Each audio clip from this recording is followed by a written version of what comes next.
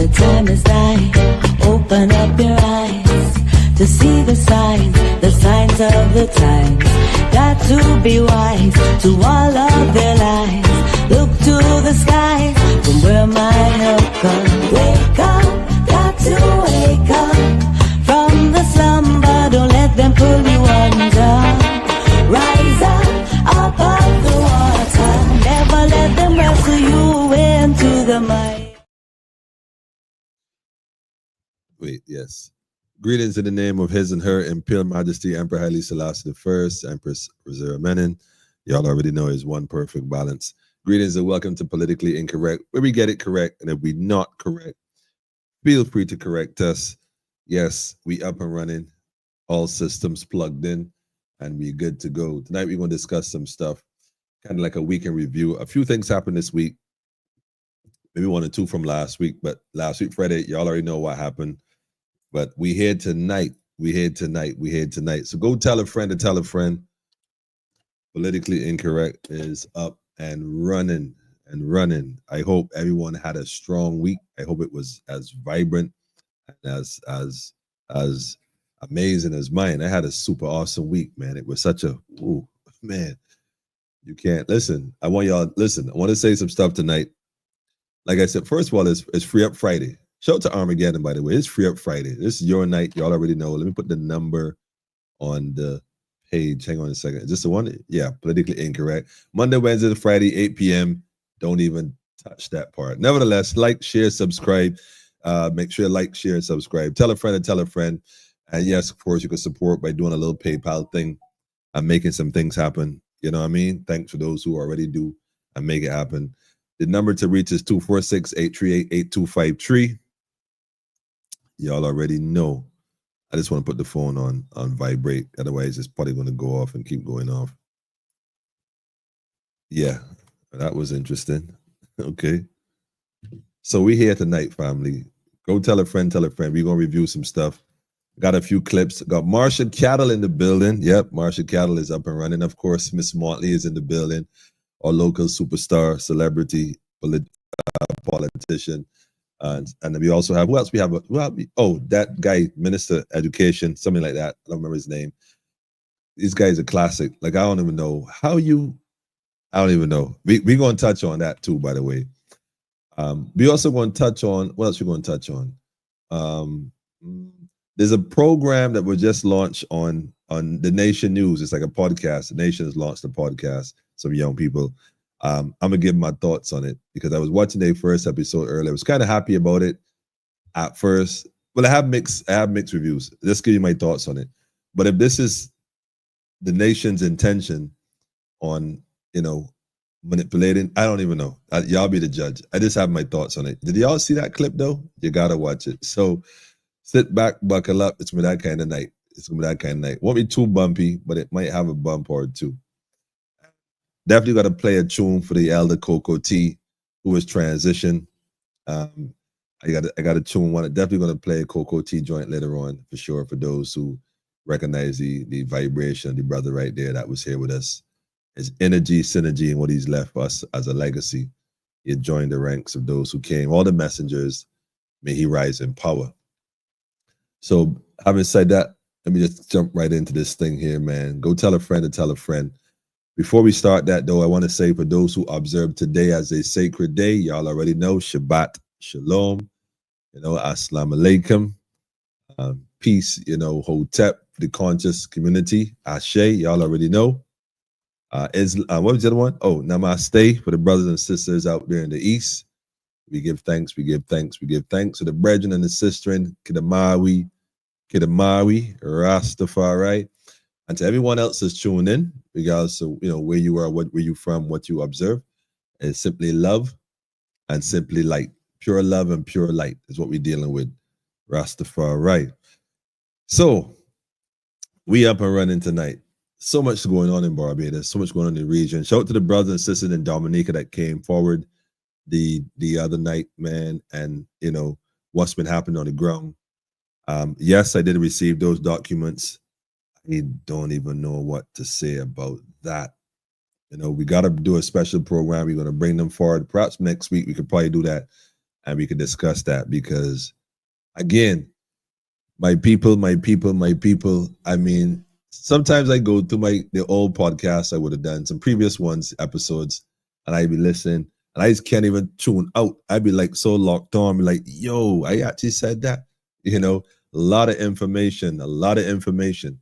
And I want to make this very clear to you again in 2025. You see a lot of things going on with the bank, the land that was quote unquote gifted. There was no land. Let me just, for the record's sake, hold on a minute, man. Let me just for the record, man. Politically incorrect. Let me just get this straight for the record, man. Just for the record. Yes, I'm being politically incorrect. There was no land gifted to the bank. First of all, there was no land gifted. It was no land gifted. Remember that? Remember that? That, what you call it? That statement, free money. Oh man. Anyhow, you gotta do the paperwork backtrack. But I want to make something abundantly clear tonight, family. Abundantly clear. Barbadians, and I hate to say this, and I hate to be the one to say I told you so, but y'all don't have a clue what's going on. Clueless, for the most part. And I'll tell you why I say that in a few minutes, because that may sound a bit harsh, but we got to look at this. We've been through this before, family. 2025 is officially 400 years. It's officially official based on what they have documented. It's officially 400 years. 2026 is the restart. So what do I mean by that? Well, they first started a lease on this territory for 400 years. They had that.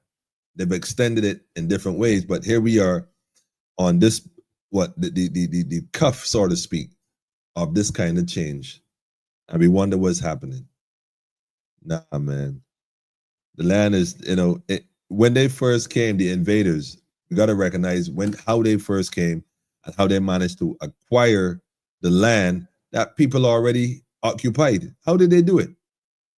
See, because that history, that story has been rewritten to validate the narrative.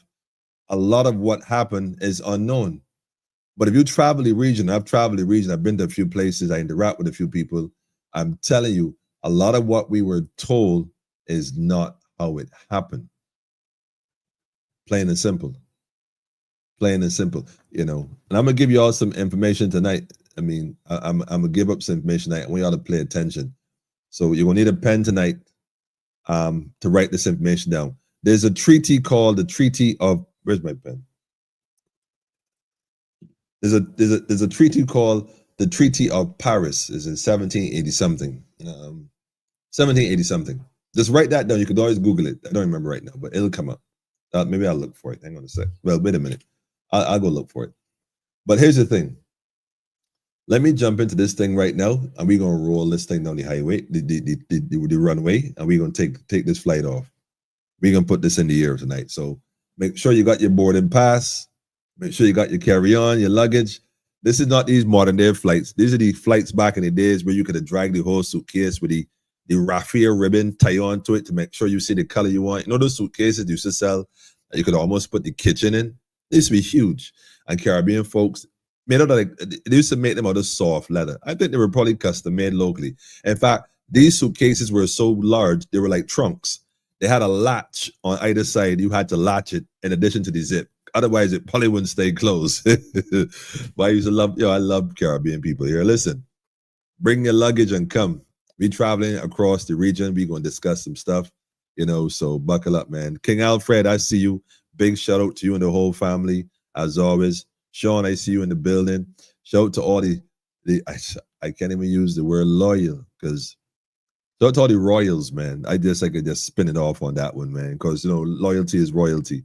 Straight up. Rastafari, fire woman. I got the fire woman in the building. It's going to be a fire night. Once the fire woman in the building, it's going to be a fire night. Fire, fire, fire. Rastafari, Kaya. It's good to have you with us for sure. Kaya Benji in the building.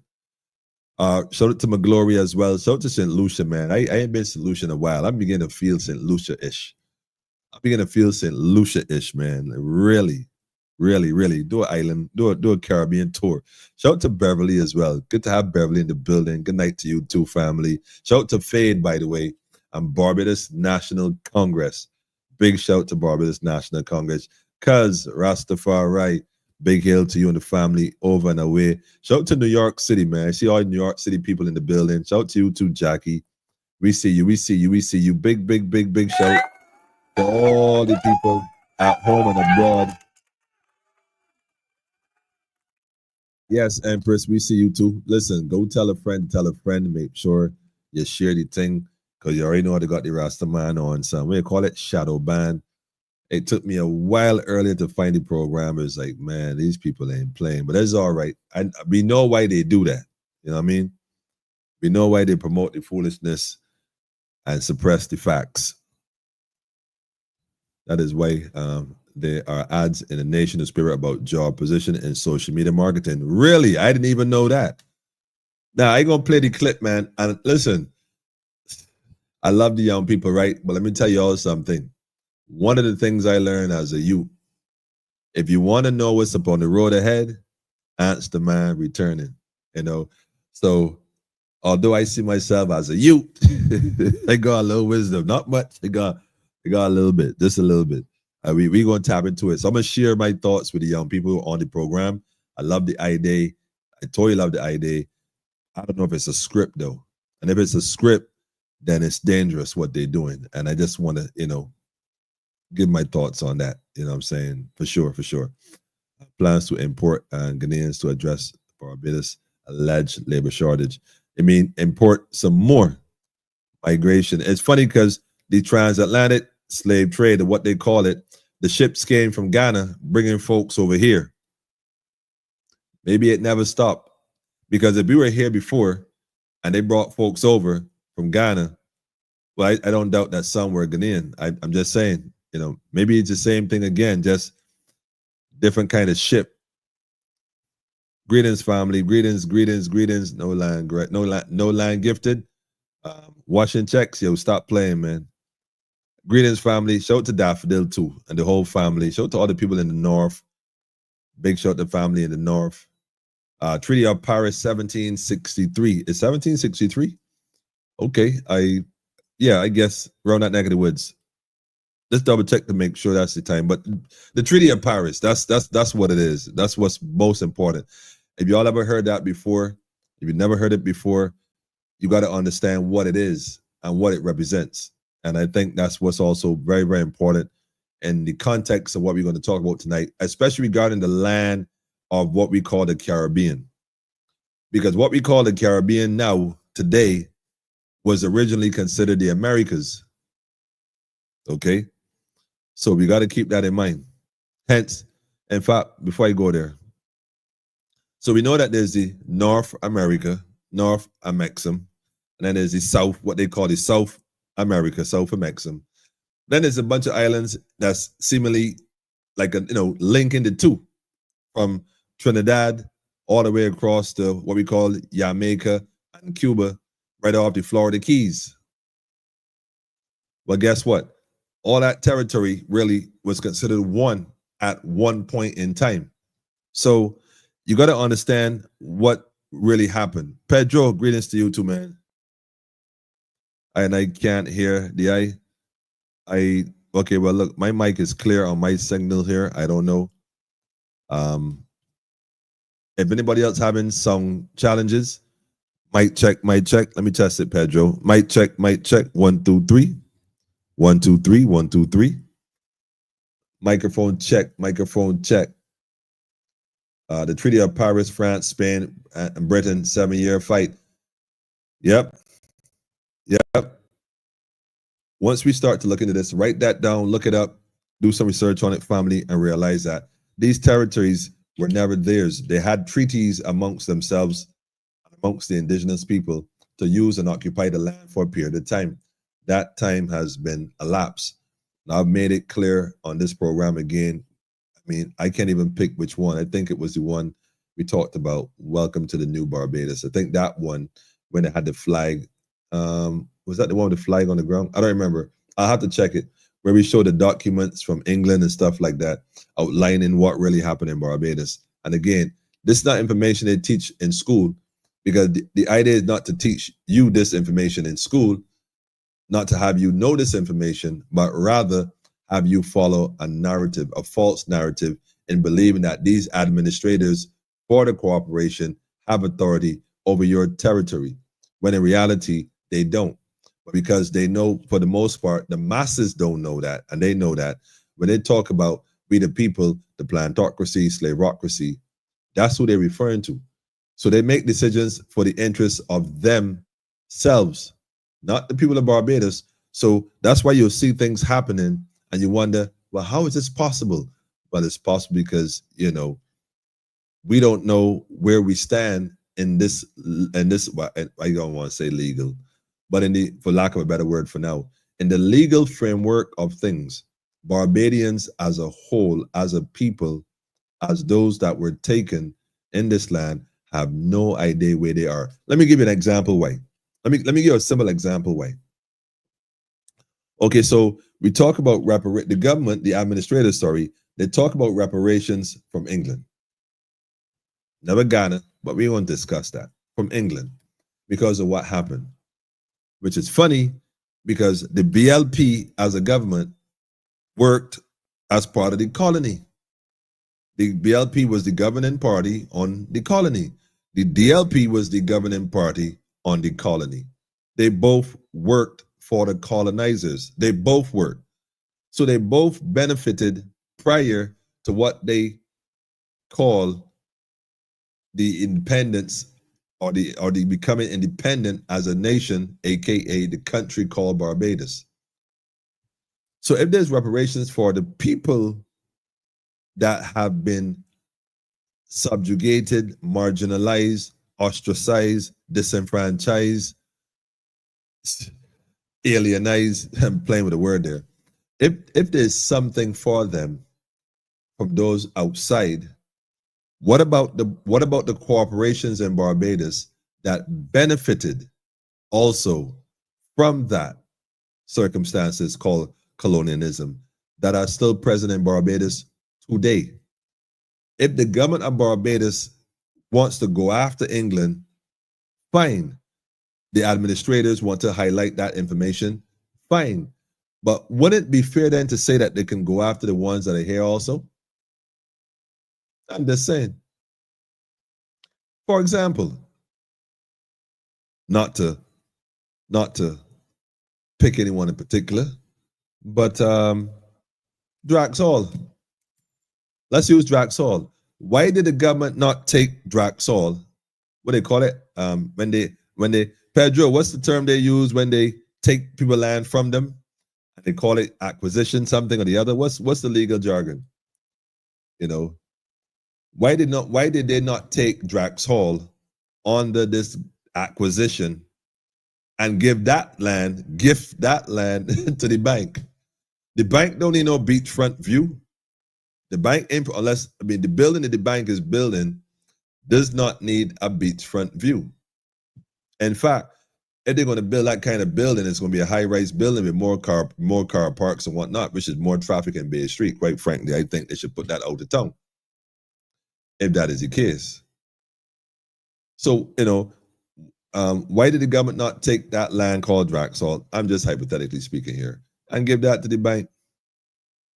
I mean, after all, it was connected to the whole atrocities. They've functioned ever since. They've been functioning post the whole emancipation. They're part of the colony. They were definitely functioning during the colony.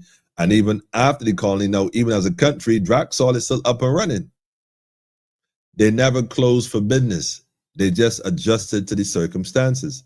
So why is it that can't compulsory acquisition? I heard somebody.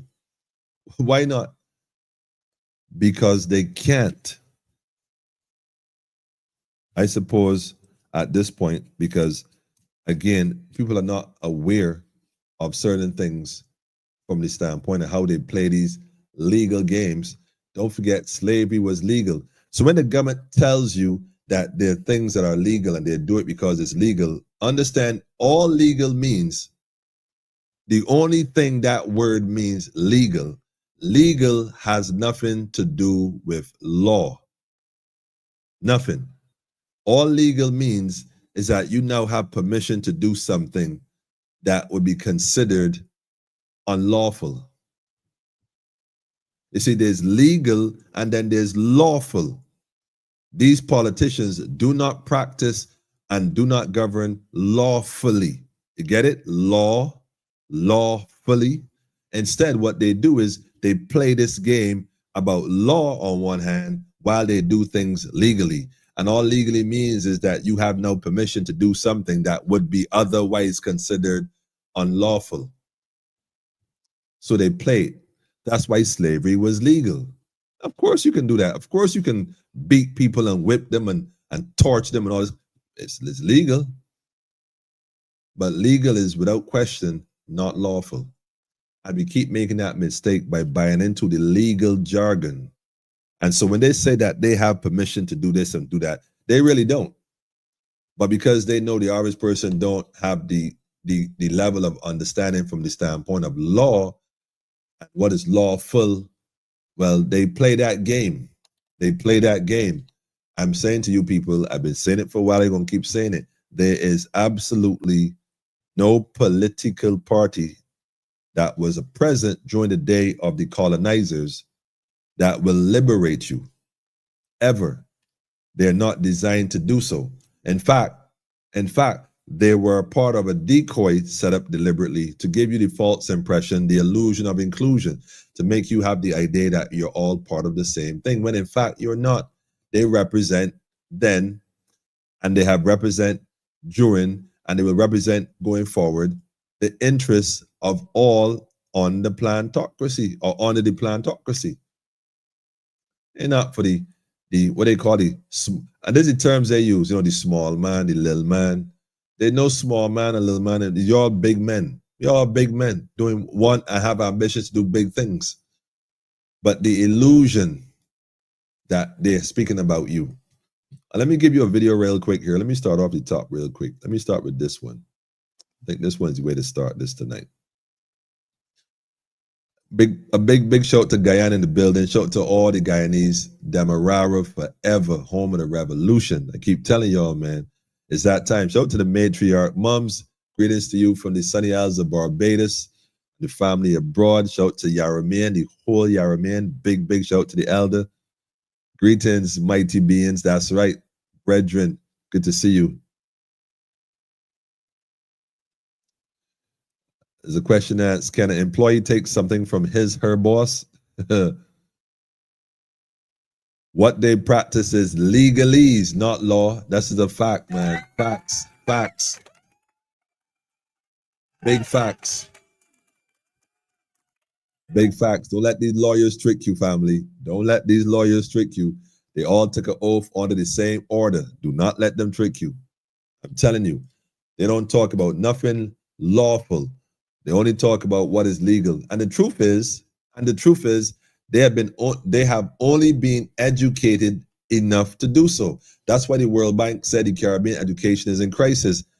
They ain't talking about the regular man on the street that hustling and living and surviving. They talk the ones that got these degrees, all these degrees, yet they cannot and have not changed the economic, social, or moral condition of the Caribbean in any form or fashion. They've all practiced, majority of them, I won't say all, have engaged in corruption beyond measure, man.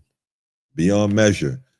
And all the accounts and transactions that they're doing, remember that they're playing the plantation, they're playing the slave owner game. So the system know the game well, because the system is who taught the game. The World Bank is who taught the game. They know that. All these banks connected. Don't let this bank from Africa fool you. How is it this says a bank from Africa. It's in Egypt. Well, hold on a minute. Why would a bank, let me ask y'all a question. Y'all can make this a clip. You know what they call it? Shorts or reel. I got a question. Just a quick question. TikTok here in the building.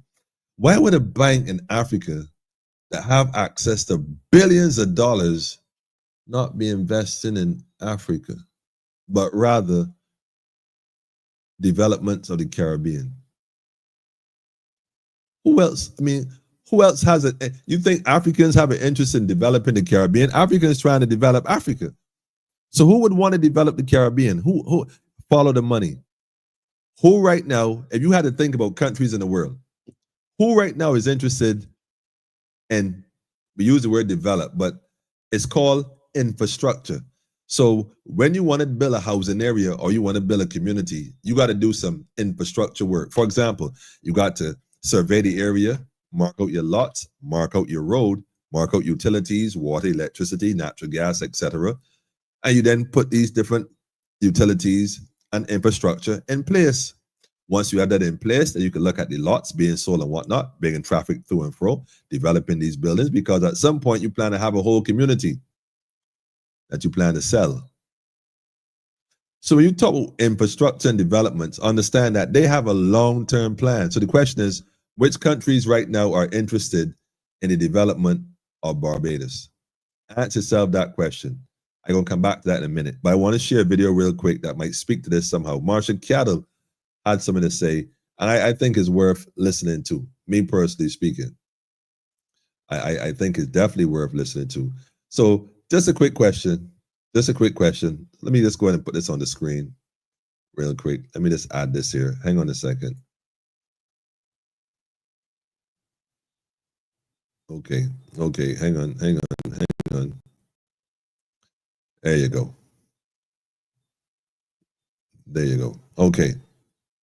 Okay, so let Ms. Cattle speak for a second, and we could clear the air here. We could discuss this in a minute. Thank you, Mr. Chairman. I, unlike the member for St. George South, will not apologize for being parochial with my first question. I'm a St. Michael girl. Mm-hmm. Was born in St. Michael, went to school for what felt like a very long educational career.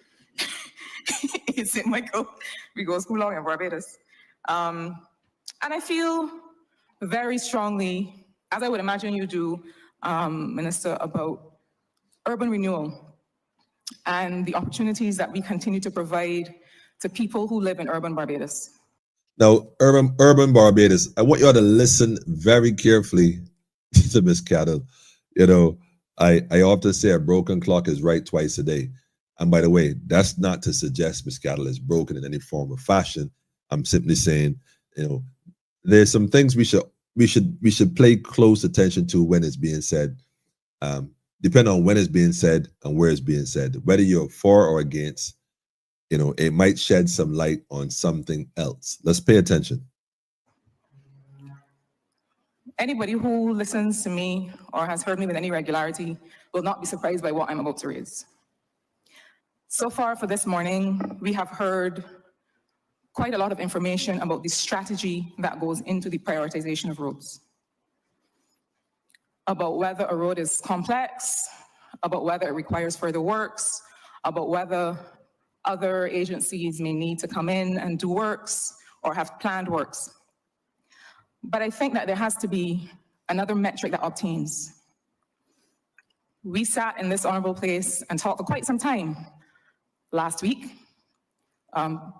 when the head related to the Office of the Attorney General was in Newell about issues with how communities care for each other, issues with respect to crime and certain kinds of unrest. These things all relate. You can't say on the one hand that you are giving certain considerations to certain vulnerable communities from the perspective of crime, and then not give similar consideration to those communities from the perspective of infrastructure and investment in people and how people live. But even if you're going beyond that, even if you're not considering that, which I can't see how you wouldn't, there's also the question of not just an urban road versus a rural road, but what we used to in planning also consider commercial roads, which is the extent to which a road is highly trafficked because it leads to a commercial center, or because people just tend to use it in order to get to their work or their schools often. I have a very specific question about some of the roads in St. Michael South Central. Not just because people that live in Roberts Gap and the other small roads in Halls Road People that live in Nurseland, where some time ago an old lady fell because of the state of the road. People that live in Flagstaff, who are interested to understand why is it that they live very, very close to other communities where those roads are being prioritized. The roads in Bridgetown had a lot of activity around the World Cup. The roads in the immediate southern area of St. Michael South Central similarly had a lot of attention. You would understand that a community that has committed to waiting its turn, as it has been asked to do, still cannot understand how a truck can come right up to a border on the south, in the east, in the north, and not consider that a road no more than 100 meters or 120 meters can get a look in. Arguably, and I've defended the decisions to prioritize roads in St. Michael South Central from other members in St. Michael South Central. But arguably, by any metric, the worst roads in urban Barbados seem not to be getting much of that attention. So my question is very specific. Is there a schedule of works with respect to urban Barbados, with respect to St. Michael, that would be able to say to the people of St. Michael South Central when they can expect, not that every road will be done, but it is the strangest thing to see communities come together and say, yes, don't do my road, do that one.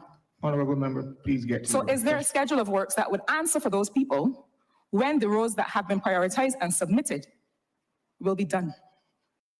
I want y'all to realize what that question was about. And I mean, let me just answer this question. Y'all notice that I don't know if it's me, but it's almost like certain roads that was done already. I mean, like recently done already. It's just being redone. I mean, it can be me. I'm almost sure that piece there, but man, look. Man, somebody help me here, man. Somebody help me. Is it me? Or it seems that certain roads that are being redone were just redone a few years back. Like is this the what do you call it? The Mandela effect or something? That's what this is, because I'm telling you, we're in a different dimension or something. Something is going on in Barbados. I am not sure if these ministers or these civil servants who pretty much are part and parcel of the problem, and not all, by the way, only the ones that are connected according to the connection. What, like, we living in an alternate dimension or what? Like, this is crazy.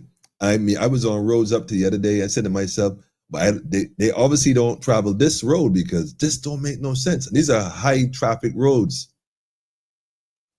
But again, there's a plan. And when they look at the plan on a broader scope, when they sit back and they look at this, there's some things that we may not know about that's currently going on. We don't know because we're not in those meetings. I remember Ms. Cattle started speaking, man, for a minute right there, right? I almost heard, in fact, hold on. Let me give you the link. Psychology is a funny thing, you know. I mean, it's a funny thing, man. My experience in life has allowed me the opportunity to be able to suss certain things, man. That's my 2 cents. So I paste the link right there on the comments for that video. It's on her personal page, I believe, on YouTube. But unless Miss Cattle is one of the best actors in Parliament, man, go listen to that carefully and listen to her, even when you hear her voice crackling, you know, and she's speaking. It's almost like, you know, like I said, man, every man have a right to decide in one destiny here.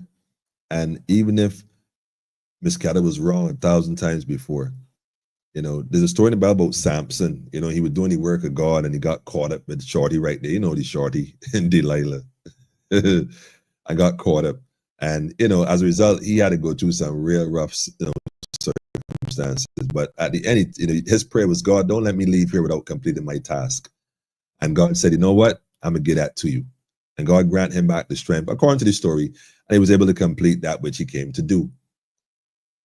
I'm never really a judge of person. I got questions that you like to ask. Some people do. but I don't have no vibes. I don't feel no way. I don't have no feelings against nobody that kind of way. So it don't mean an issue for me. But I might have some questions for you. But go listen to this presentation by Ms. Cattle, man. I think we're living in such a time where people are recognizing that world is changing. Everything is changing. We're living on a whole different set of energy. You know, you got to choose your side. You got to choose where you stand. You know, again, can't be like the Laodiceans. You got to choose where you stand. So the question was posed to the minister about these roads, and I'm sure Barbadians are seeing it going and coming, because you can't tell me that you ain't noticed that certain roads keep getting attention and other roads like don't exist. So I don't know, why can't they print in the newspaper? Like, for example, say the Sunday Sun, the music Sunday Sun, and they print in the Sunday Sun every month the schedule for the month of all the roads and where they are that's going to be worked on. The only change that would occur is if, for example, one day or one night when they're scheduled to work, there's a typhoon. For some reason, Barbados gets struck with a typhoon. For obvious reason, the men can't work up in the rain, we understand. However, they would have been placed in the schedule, you know, what do they call it? Days ahead of schedule in case of, you know, so there are days added in case this don't work, we'll do this and so on and so forth, so they can always catch up and keep on schedule. So wouldn't that be interesting? The government actually post that, which areas are being worked on, which roads, so that even the people who live in the area would know, well, wait a minute, okay, so I got to avoid this road on certain days and come this side instead of going through all the marl and get the car all dirty up, or driving through the tar that the spray that splash on the bottom of the car that might be a little difficult to come off, and the car wash fella anyways, it may or may not be, and scraping it and scratching. I'm just saying, it would seem more logical to print in the same nation newspaper such a thing, or post it on the government website, or do the social media thing. You know, they pass it around. So folks will know. So I think Marsh is onto something, but the question is there even a schedule, or is based on, you know, how far the money could stretch before the fiscal year end? You don't really know how it works, but just my thoughts. But what led me to that was the fact that I realized that a lot of things are happening across the board. A lot of conversations are being had. Let me flip to the next one. A lot of conversations are being had, and a lot of people got a lot to say about a lot of things. And one of the other things I wanted to look at was wait a minute, hold on. If you're going to call in, I see you. I can't read the messages all now. I'm doing a live, so it's better to call in if you have something to share. I would check it in a bit. But the reality is, if it is that things are happening across Barbados, one after the other, after the other, when have Barbadians gotten a break to sit back and really enjoy Barbados as a country? Like, people pay to come here and enjoy. Because it seems to be one thing after the other. Barbadians have not caught a break for a long time. And we see what's going on over there in Dominica, and other Caribbean territories, Guyana, Trinidad, Jamaica. What we as a people, what we got to recognize, that they keep us so busy, always agitating about something, that we're becoming a bunch of miserable people. I mean, on the road rage, different events, the interaction with people back and forth is like, you know, it's almost like it's a psychological warfare to keep you on edge, that you don't see the glory in what's going on.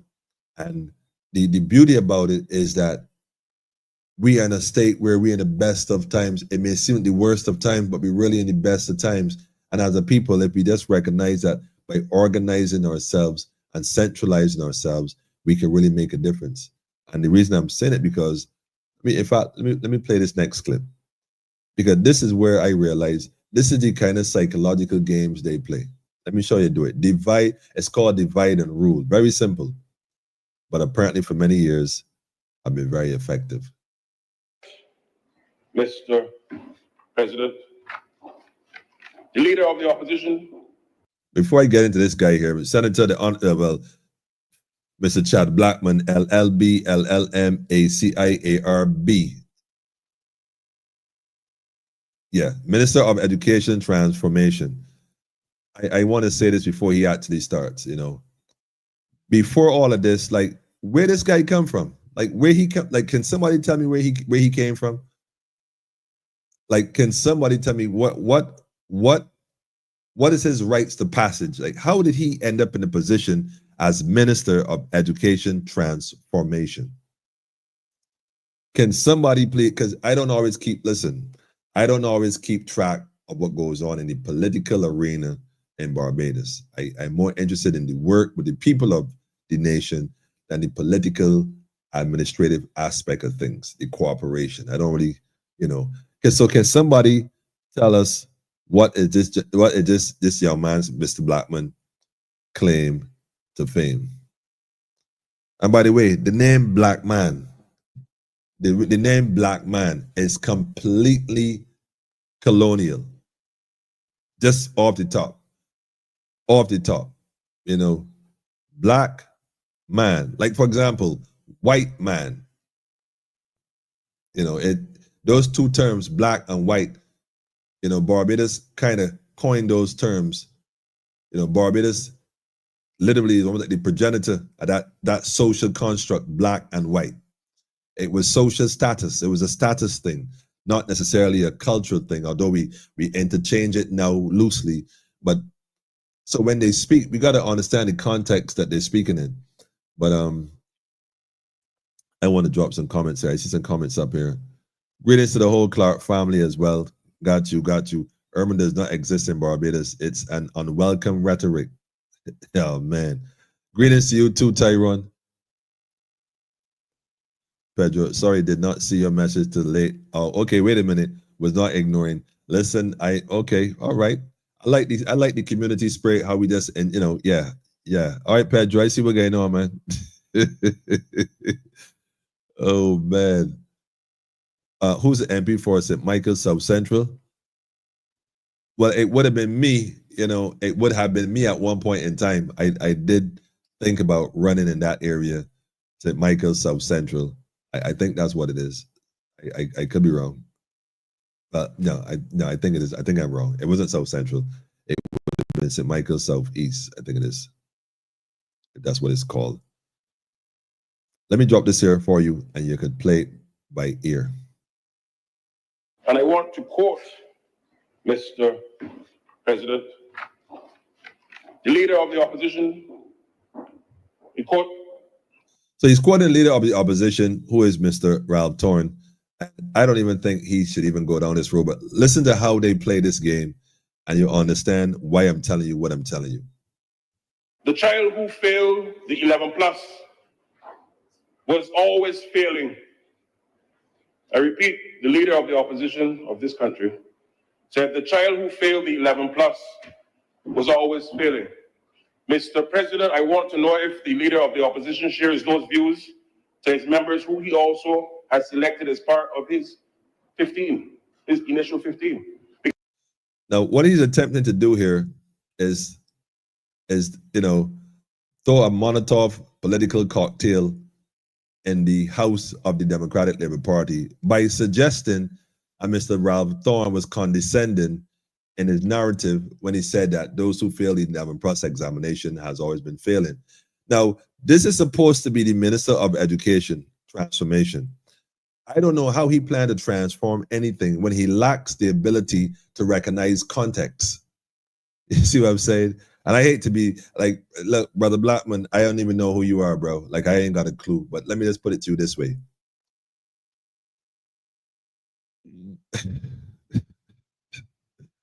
Yo, man, you cannot make this stuff up.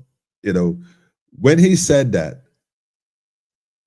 understand the context and what he was saying when he was saying what he was saying. Perhaps it might have been a bit more for you to comprehend at the time. So you took it from a literal standpoint and not necessarily intellectual standpoint. Because recognize, right, we're not going to say, but we could say the school system, the education system in Barbados is not necessarily that of equal education. So you could stand there and parade and pretend that it's an equal playing field and suggest that, it's all the same. When in reality, and we all know it, certain schools are considered higher schools than other schools. So within the context of students who fail the 11 plus, by that virtually suggesting those who may not necessarily meet the certain standard to go to a certain quote unquote high school or a higher school that go to the other schools, it doesn't necessarily mean that individual as a young man cannot develop more skills as he goes through the school system and come out in a higher space of learning, whether they graduate in Harrison's, Queens, or St. Lucie, or whatever the new name is supposed to be. But rather, at a primary level, when they get to that stage, there's certain prerequisites all children should already have, Mr. Minister of Education. And therefore, if at the level of 11 plus, they do not have it, it means that they have been failing. And the teachers, and I'm going to have to say this, I don't know if Mr. Thorne said this part, and the teachers who have been entrusted with the future of this nation, working with the curriculum that they have been given, which is Westminster plantocracy, obviously was deliberately designed to create that permanent underclass, Mr. Minister of Transformation. So if this is who we have as a Minister of Transformation in terms of education, listen. Also has selected as part of his 15. We are in trouble, Barbados. Listen to what he says next. Hold on a second. Initial 15. Because I'm sure there are members on that side, and I heard of the voice notes being circulated about the displeasure that they've expressed. How can you be saying this? And a lot of us went to the North secondary schools, Mr. President. But I understand why Senator Walters also indicated that he was not going to walk this Wall Street behind an opposition leader that can share that view. May 6th. You see what he's trying to do? Senator Walters, you see? 2025 will have, of course, common entrance in its current configuration, where some 2,981 students are registered to take the exam. But I commit to the public to walking with you to ensure that we can now transition into a new mode going from primary to secondary. And believe you me, the country will be able to have a clear and well-settled position coming from the government on where we are going as well. We've heard it all before, bro. Like, really, let me just put it to you this way. I'm looking for the document now, and I hope it, is this it? Yes, I have it. Oh, yes, I have it. Oh, boy, you in trouble now, boy. Oh, man, you in trouble now. Let me see where to start this, Mr. Minister of Transformation. Let me give you some help here, man, because you clearly need some help. I should probably just send this to me. I should probably send this to somebody. You know what? Let me show you first. Y'all can tell me what to do with it. I should just send this to Mr. Thorne as a gift. Check this out, family. This is from the archives. Man. How do I share this one? Here you go. In fact, let me get the link out too. I'm actually going to share it right now. I ain't going to even share it like that. I'm going to share it like this. I'm going to put the link in the comments right here. Can somebody please send this to the necessary and the appropriate authorities, man? Right there. Look, hold on. Let me post this link. Man, because this is sort of crap they got going on. This is curriculum reform in Barbados. This is prepared by Leon Charles of UNICEF. You know the place already. Collaborating with Christine Black. Wait, which is funny. Collaboration with Catherine Blackman. The name Blackman again. I was just thinking. Now, I wonder if as fate would have it, right? To me, that was an omen. Anyhow. This was presented, by the way, at the 4th Caribbean Early Childhood Conference in Georgetown, Guyana. Again, shout out to my Guyanese family. And by the way, my brother, this is in 2002. hold on. Let me go to the comments real quick first because I need to see if I can get through some of these. Shout out to you, to my brother. Greetings, family.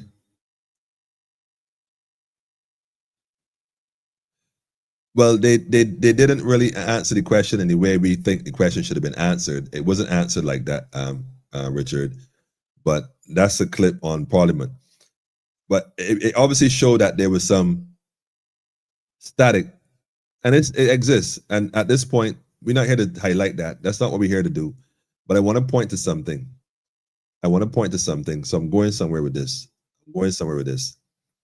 So this is in 2002. Can somebody tell me who was the Minister of Education in 2002? Can somebody on here tonight, Pedro, where you at, man? Unless you inboxing people privately, I put you on the spot. I ain't hating, man. I ain't hating. I'm trying to warn you. In general, ain't going in for that here. He's not. She was asked to get the point. Hold on a second. She was asked to get to the point. Was her question answered? Sounds like victimization. Whoa. Somebody hit the, I don't want to touch that, boy. I don't know if it was victimization or otherwise, but I know it was interesting question. Roads are like walls, so this makes sense. Yep. Always dividing. We were never divided yet. Look at our roads as walls. It's a fact. Highways and byways, man. Dividing sectors and sections. Who was the Minister of Education in 2002 in Barbados? This is a universal thing right now. Even here in Canada, a lot of people on edge. It's a fact, man. Shout out to Fade, man. Big shout out to Fade. Y'all already know Barbados National Congress is the way. Is the way. Everything they now talking about, we done discussed, man. It's just a matter of the when now, family. Just hold fast. Soup stands for what all that alphabet soup stands for. I don't know what all that stands for. You have to answer one of them brighter people, man. I ain't got a clue. But can somebody tell me who is the minister? I'm looking for the name. Somebody give me, okay, wait a minute. We have a name. Was Miss Motley the Minister of Education back in 2002? Well, if so, check this out. So like I said, this was prepared. This is the 4th Caribbean Early Childhood Conference. And the background to reform and process education sector enhancement program, curriculum reform process, results facilitated, and constraining factors. Yes, they go through a whole lot. But what I want to get to is right here. Role of education in persons national development. This goes back, man.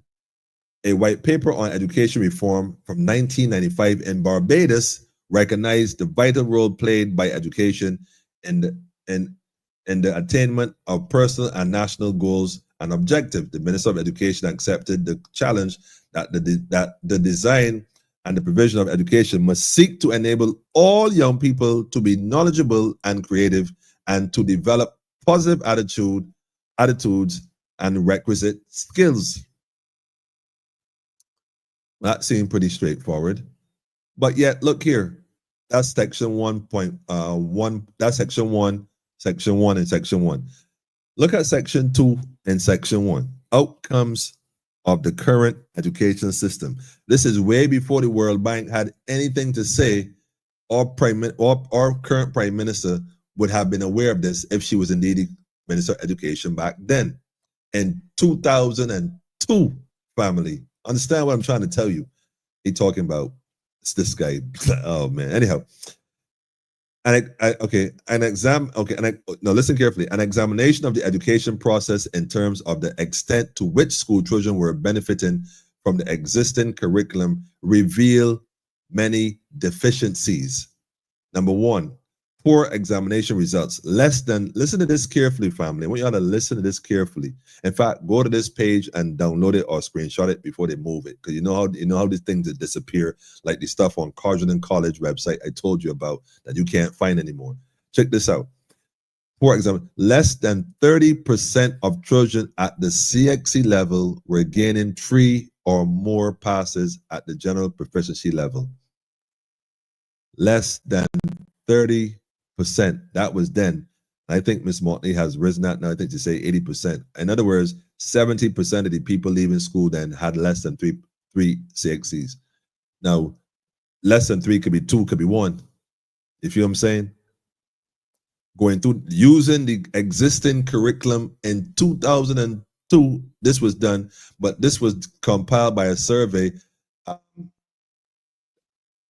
that was discussed from papers 995 and 1995. So this is an ongoing problem. Number 2, concern expressed by employers. Employers stated that they found it increasingly difficult to find workers with the appropriate work ethic, work attitude, basic skills to enhance trainability, and some direct job experience. So it's like, wait a minute. Remember they talked about bringing people in because we don't have people in Barbados that don't, what they say, that don't have the, what do you call it? They didn't say professional skills. They didn't say professional skills. They said, what was the word they used? They didn't have the, I don't remember what they said, but it wasn't professional skills. They used a different word. They didn't have the skills or the skill set requirements to fulfill certain jobs. I'm saying, man, hold on a minute. I don't understand what that makes sense. But here's why. But hold on, wait, there's more. There's more. Deficiencies in basic skills and poor attitudes. More than 70% of the unemployed have attended at least secondary level of education, but most of them without finishing it successfully.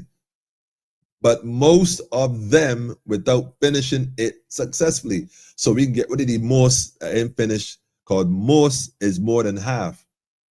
Most is more than half, okay? It is expected that a very high proportion of the unemployed have no certification because approximately 60%, which I said is more than half, 60% of the school population leaves school without any certification or appropriate skills. This represents a high social cost which must be attributed to an inadequate education and training system. This is, listen, man, hold on a minute. What I'm saying is to say, family, is that we have been set up. We have been set up for these individuals who've been governing this so-called land, the administrators of this territory, to fail the people of this territory so that they can now, in this hour, 2025, to start a whole new colony again. That's why they gave independence. Okay, y'all wrap it up. Go do the dirty work. We'll be back in a bit. And guess what happened, family? At this hour, you have corporations coming to Barbados. You see, before, they used to come with a ship. It used to be a ship before.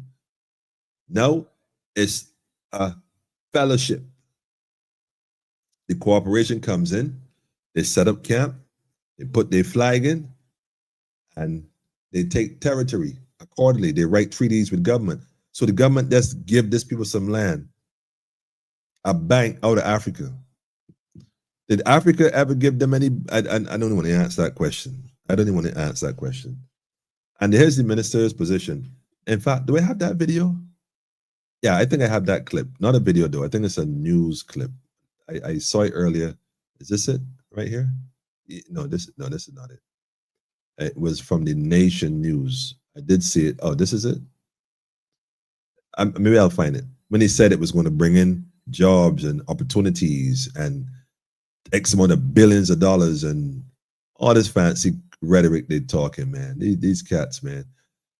Family, go download this document, share it with your friend, tell a friend to tell a friend. Someone send this to Mr. Thorne, because this guy right here, Mr. Blackman, thinks he's trying to be clever and trying to bring division amongst people in the opposition, but not that I'm defending opposition, don't get me wrong. What I'm saying is that if this is the man that they put in charge of education, listen, Barbadians, I'm telling you here, it is clear as day. They don't have a clue. They winging this thing because they depend on your ignorance and your political loyalty rather than being loyal to the people and doing what's best for the nation as a whole. You're being ridden like a mule. Somebody once told me, right, that when you got to ask, you just write it. And for some reason that rubbed me wrong. Because I was thinking, well, the ass wouldn't know is an ass, would it? And if you could see that it has the ability to do more, should not you then, being wiser, you know? But I suppose the ass is the ass, right? I don't know. Maybe it's perspective. Maybe it's perspective. Maybe maybe it's just me. Nevertheless, though, family, hold on. I got more. I got more. I don't know what y'all thoughts on that one is, man. But it's obvious, like I said, that we have been hoodwinked and bamboozled, man. And so, hang on a second. Oh no, Pam, look, don't even get me. Don't even, I'm moving right along. Nothing to see here. Pedro is all good. I got you, Pam. I could almost hear you laughing when I said that, man. Oh, wait a minute. No, Auntie Mia was the Minister of Education from 1994 to 2001, but I imagine that she would have commissioned that report. It happened in her time. Even if they only announced it in 2020 and 2002, it was done in her time. So yeah, she would have been aware of that and perhaps commissioned it, like you said. Tyrone, I hope you're not an affiliation to this gentleman, and if so, Ant's gonna come on politically incorrect for me. My number's on the screen, so pass in my number and tell him to give me a call. Tyrone Blackman, I see you, Tyrone. I see you. Understand what time it is, man. Look out, Rastaman. They will be bringing Africans and people from the Philippines. Look, the issue is not them bringing people. The issue is them deliberately undermining the people of this nation with the sole intentions of replacing them deliberately as these new individuals come to form a new colony. They're in the process of forming a colony. That's why I said the two parties that worked as the colonizers in between should never have been entrusted with the well-being and the future of the people of this nation. If the people knew then what they know now, they would never make that decision. Never. They said, or Clyde Maskell said, okay, Pedro, I'm not sure with this one here, so help me. Teachers teaching children to fail. Oh man, it's a fact. It's a fact. And the truth is, they got a lot of, well, no, that's not a fair statement, King Alfred. Let's not say teachers, because teachers do teach. I want to give a big shout out to all the teachers that do the work and put in the work. But there are some amongst them whose sole objective is to break the children. Break them, because there are some good people who teach, and I know that for a fact. So I don't want to paint the whole education system and the school with one brush. That won't be right, because I know a lot of good ones, but I know there's some ones, man, that I've seen and heard myself, and we had to intervene, and that was crazy. If I could even tell you all that right now, would blow your mind, man. Would blow your mind. I'm telling you. Look, well, look. They will replace the Barbados worker class with workers from Africa. I'm telling you, this whole thing is going to a different level, man. Africa got rare minerals, diamonds, etc. Yeah, but I don't think the bank. I mean, I'm guessing that bank invests in Africa. I'm assuming that. But the question is, who owns that bank? I mean, I'm sure China is involved in there somewhere. And I understand that the bank is a front in Africa. It's a Chinese bank in Africa. That's what it really is. It's a Chinese bank in Africa connected to the World Bank. I mean, so we could pretend that we don't know what's going on. And why is it that the government, I mean, I can answer that question in a little bit. I want to play a video right here real quick. So where am I going with this? I want y'all to listen to this next clip. This is where I'm going with this. This is where I'm going with this. Because once we understand where I'm going, we can see where I'm going. Now, I don't want to play the whole thing, but I'm going to have to play a part of it enough to you to grab of the nation. Enough to grab where I'm coming from. All right.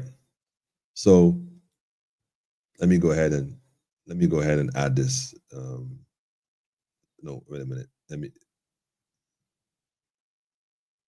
Share the screen. Hold on a second. Oh, here you go. Here you go. So this is where we at now, family. This is where we at. Let me add this to the screen. This is where we going with this. We talk about education and young people, the children. Mr. Thorne said those who fail 11 plus have always been failing. This minister of education he's trying to display his intellect by suggesting that his own cabinet are not bright people, which is crazy because he reflects the fact that he can't be bright to suggest that in the first place, because Mr. Thorne was talking about children in primary school. That is crazy. Anyhow, can you believe he said that? That's madness, man. Thorne must have had him so kerfuffled, he was talking gibberish. Anyhow, my point is this though. So this is the Nation podcast, and I commend the Nation for doing the thing after so long, because people like Marcy Weeks and the other and Lumumba and the others, and what's the name, Winston, and who else is on there? Myself, and I think maybe two other guys. The brother from Upset, Philip, I remember his name. He used to have a podcast too during COVID and stuff, giving information. Then there's the other ones that people accuse of being, and Brother Scanterbury and the brother from Nation of Islam. Those are people I know that have been putting out information. It took the Nation newspaper a while to come out with information, so people had to take up the mantle and run with it. Okay, no problem. Here's the deal though. So they got this program now with the youth, and I'm excited about it. But let me just play. This is episode 1. This is nationwide. I'm assuming the Y stands for youth, not the Y in X chromosome missing the X, Y. I don't know. I don't know if it's I don't know. Youth, nationwide, yes, it nation youth. I don't know. I'm guessing. Anyhow, let's play this. Real unfiltered conversations With the next generation. Oh, Hi everyone, my name is Ashir. That's important. Hold on, hang on. Let me play this here. We're tackling the topics that matter to you. No sugarcoating. Just real unfiltered conversations With the next generation.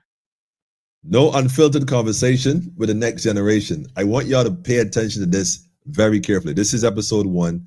And again, I salute all the young folks on here. Big salute to the program. I wish you all the success you need, providing that you're going to be honest and not biased.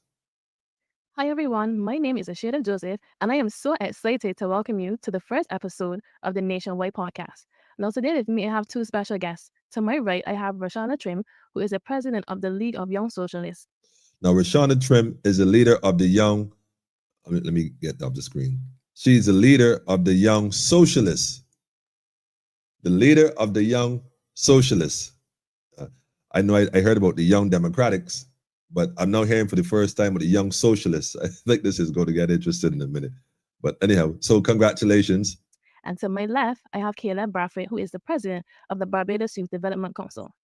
So, Barbados Youth Development Council, okay. And today they're here to sit with us to give their thoughts on the 2025 budget.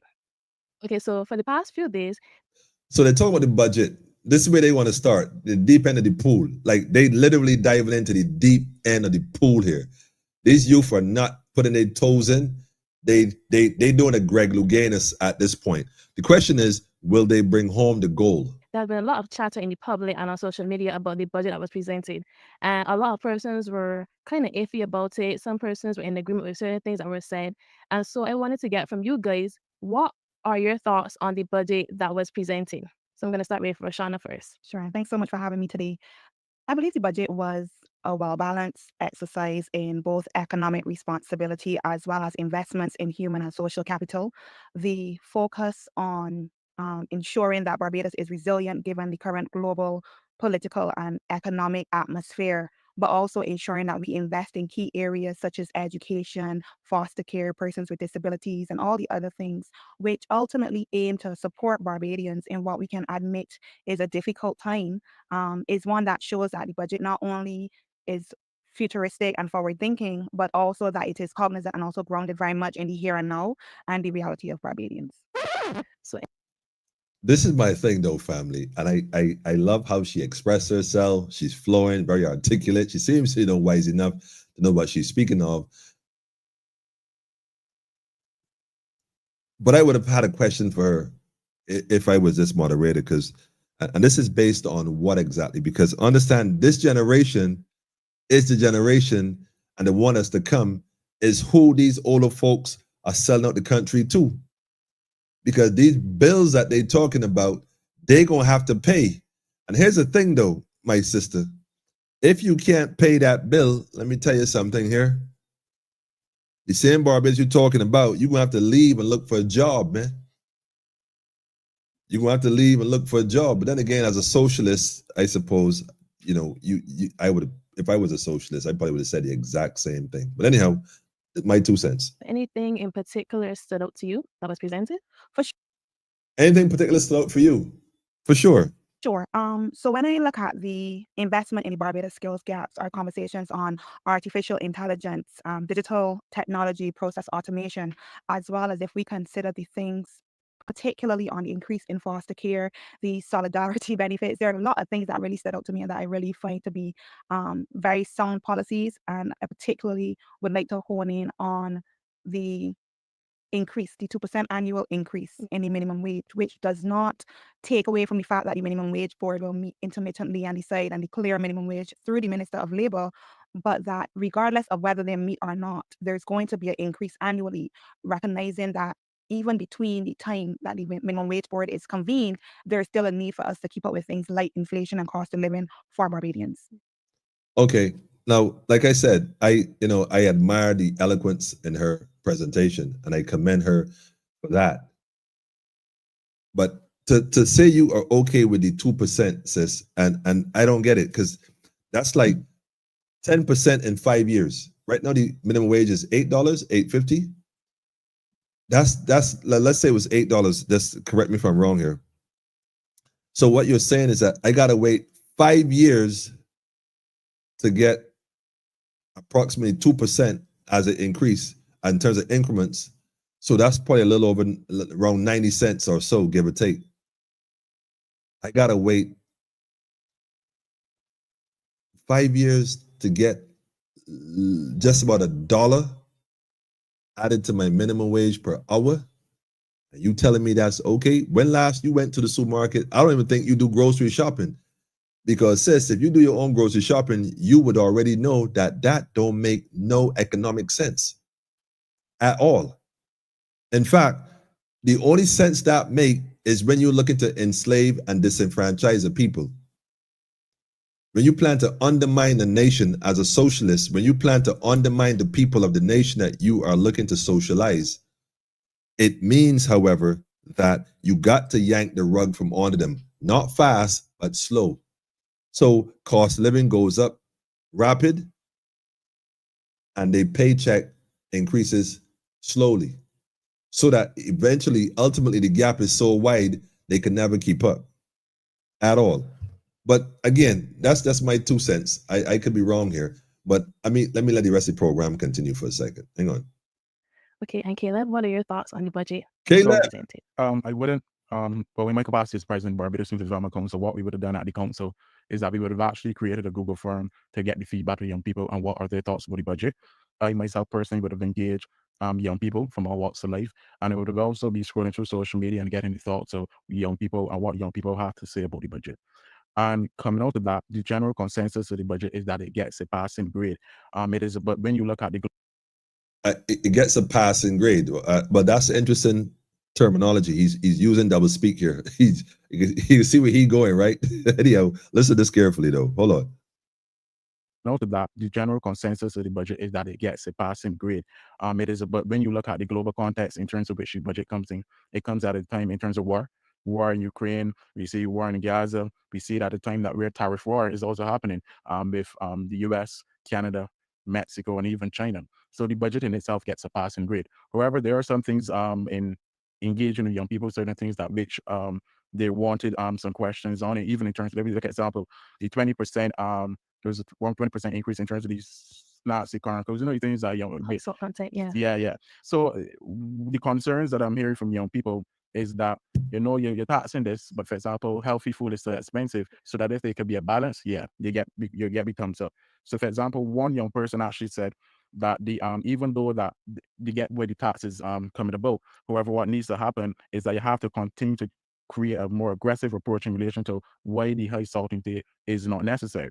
We see, for example, scrolling through social media, the support for the property tax transfer exemption, that is one that was really plus. Not a negative comment there at all. Young people really like that. The solidarity allowance, even up to this morning, someone young person messaged my phone telling me, let me know when the location sites will open up. But however, another young person also said that they hope that the process is online and automated because they don't want them to sign up for the money. So that is really the general consensus of the budget. It gets a passing grade. One is also too is that the government today continue to speak about sharing the burden, and we recognize that, as said in the budget, that a partial bounty is being shared in relation to the solidarity allowance. However, young people do look forward to in the very near future that the full bounty young people can get in this country. So anything particular stood out to you? Yeah, of course. But me personally, or be in the capacity of president of BYC, in my capacity as president of BYC, what I was saying that in terms of solidarity allowance, the increase in paternity leave, the 2 weeks, is seen. What was it here? No, the support for special needs, which is very timely, and I'm glad that government did really look to address that, because we as young people see that as a need. We also see, for example, the cyber it was a cybersecurity operations center, and I believe that comes in timely. Now, even though the region that we live in terms of geopolitical space, you wouldn't say that we were getting a war with somebody. Cybersecurity is ever so important, as we've seen the attacks on the QEH, we've seen various attacks, and I'm glad that government is stepping up to be able to ensure that we can be strengthened in terms of cybersecurity, and young people that come out to university who has degrees in terms of technology degrees on cybersecurity will be able to get jobs. Yep. All right. So, like I said, this is the next generation, family, and this is who they're targeting. And like I said, I want to commend the young people for making this program. Of course, I might have a different view and opinion, but because I have a different view and opinion, does not mean I still don't support the effort they put in forward. So, but it's interesting if this is the mindset. Now, keep in mind what I just read about education in Barbados. Keep in mind what I just said. So there's a group of individuals who have been pushed forward in a certain way, and there's a whole section of the society who have been marginalized, and kind of, well, you got to kind of fend for yourself, figure it out as you go. Oh, these are the ones we're talking about. So when we start speaking this kind of language on a certain level and budget and certain things, and in terms of how people comprehend and how people see it, like the guy said, there's some folks who want this solidarity. In other words, the little money that the government plan to get them, but they want to know when we can get this full money. That's basically my point. So we're going to entice young people with a little something and tell them to hold on. We got to share this. We got to share this burden. Why we got to share this burden? Like, make it make sense. When we took over, quote unquote, when we became independent as a nation and start to develop Barbados, before it was a colony, who was sharing the burden then? It was functioning for centuries. In fact, countries and families were so enriched by the affairs of the plantocracy and the colony that nobody had to share anything. They had it covered. So why is it now the people who would have been marginalized by all that had happened prior to that now got to share the burden of building something when they were starting behind the 8 ball? When in reality, the same banks that give you all these loans and stuff that you got the people here paying back with taxes, these same young people that y'all have on this platform that don't even know they're about to be enslaved in ways that gonna make the last enslavement look like an all expense paid vacation. Why is it then that these organizations don't just reimburse and restore that which was taken? That's just a question. Just a question, because it's about sustainability. Young people want homes, and they want to have their family structure. They want to have what they have, and the government say they're building houses and whatnot. I mean, don't get me wrong. I'm hearing the stories. I'm hearing the rumors. This is similar to Yarmia. The system is designed to produce a 35% national productivity and efficiency average. Divide and rule, divide and fool. You can't say it the better, man. Can't say it the better, man. You use Wayback Machine to get that URL, Emmanuel. I probably. I only say that because I ain't sure. You want the short version, right? I know. But that's from the that's what it is, man. That's what it is. I can't touch it. Yo, Sean, cut it out, man. Cut it out. That's what it is, family. That's what it is. You right to laugh. That's an inside joke, Pam. We can leave it at that. We leaving it at that. Shout out to the family ATL, man. ATL in the building. And by the way, I want you all to still keep Dominica in mind. Do not forget Dominica. Check in on your family, check in on the media, see what's going on. I'll try to have the folks on here back again. I'll come forward next week. Let's have an update of what's going on. Let's not let this Amber is cool. Let's see what we can do to help each other. And let's see if we get somebody from the government or the prime minister coming on. That ought to be interesting. We cannot do what they did in their country. Of course not. Can't happen. Big shout out to Maria, by the way. Don't blame the teachers. It's a system. That's right. I agree. We're not blaming the teachers, Maria. But there's some folks who work within that profession who are not teachers, that they masquerade as teachers, giving teachers a bad name, but they're agents. They're just agents with a hidden agenda that has now recently become a bit more visible. And if that wasn't enough, right, family? Like if that document I just shared with you, and there's a whole lot more in that you can read and go through that you'll recognize that. But especially when they talk about early childhood curriculum. And that's what Mr. Thorne was alluding to, Mr. Blackman. You clearly missed the point. I mean, I don't see how you could miss the point to the point where you're trying to make a point of the point that you miss. Now, that is completely misdirection on your part, man. You missed the whole direction. I don't know where they find these people, man, at all. Yeah, he said it. I can't put that one up there yet. You know what? I mean, let me just put this way, family. Let me put it this way. Let me just go to this other video. Let me let it play. Let it play. Let me let it play. Because I think that's the best. That's the best way. That is the best way. Should I do the school first or should I do the... Okay. Let me let this play. This is the other one pertaining to the school that we know of that's being changed, but we're not having qualified persons for the lucrative jobs. I like that, Pedro. I think that is it. Look, that is it right there, family. You hear me? Look, this right here. Wait, hold on, man. This right here. This right here. This is it right here. Qualified persons for the lucrative jobs, man. They know they got plenty of jobs for Barbadians, but you know what it's gonna be. They got obviously let one or two in the gate because you know they gotta make it look like you just gotta hold on. Just gotta hold on. Just gotta hold on. Just hold on a little longer. When it was Minister of Education in 2022, I'm sure a gift was given. Even bad apples teaching at tertiary level also. Man, that's a whole nother conversation, Maria. Really. Majority shareholders of the bank is the Central Bank of Egypt. Well, you know what's going on there, Sean. I'm sure we discussed this same bank before, though. We discussed this some time back when we discussed that same project. We discussed this way back. I mean, politically incorrect. We light years ahead of this thing, man. I'm beginning to at first I didn't realize it. Like I thought it was just a joke, like I said, but I'm realizing now that family, we are ahead of this by leaps and bounds, man. And it's like, well, wait a minute. If we ahead of this and they're now catching up, then there's only one thing we really should be doing right now, quite frankly. Soon come Barbados National Congress, man. It just, that's how it is, man. Workforce will be destabilized by laborers from countries who will be more than willing to accept pittance which Bajans refuse. But I don't even think it's going to be pittance, though. I mean, in some cases it might be, in some cases it might not be.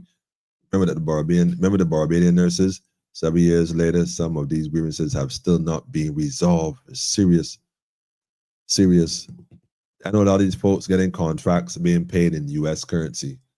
That's for sure. So understand when they go home in their country, U.S. currency, that money stretch a lot further, way further. So although you might look at it as a dollar value, you know, man, oh man.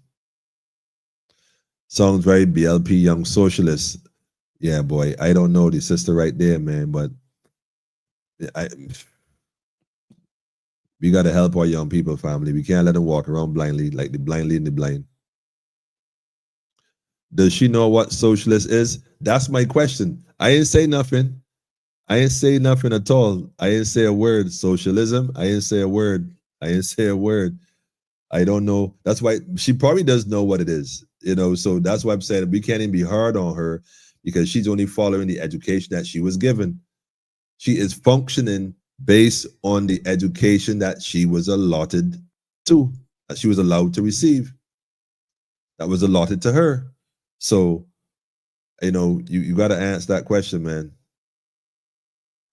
So you know who is the old socialist. Okay. Okay. Bad Joe, man. Look, yo, man. I don't know, man. Interesting. Since when the young people interested in the budget? Well, again, somebody we got to teach, somebody got to fill in, somebody got to take over. That's what it is, man. If we don't prepare young folks to take over the conscious journey, same thing.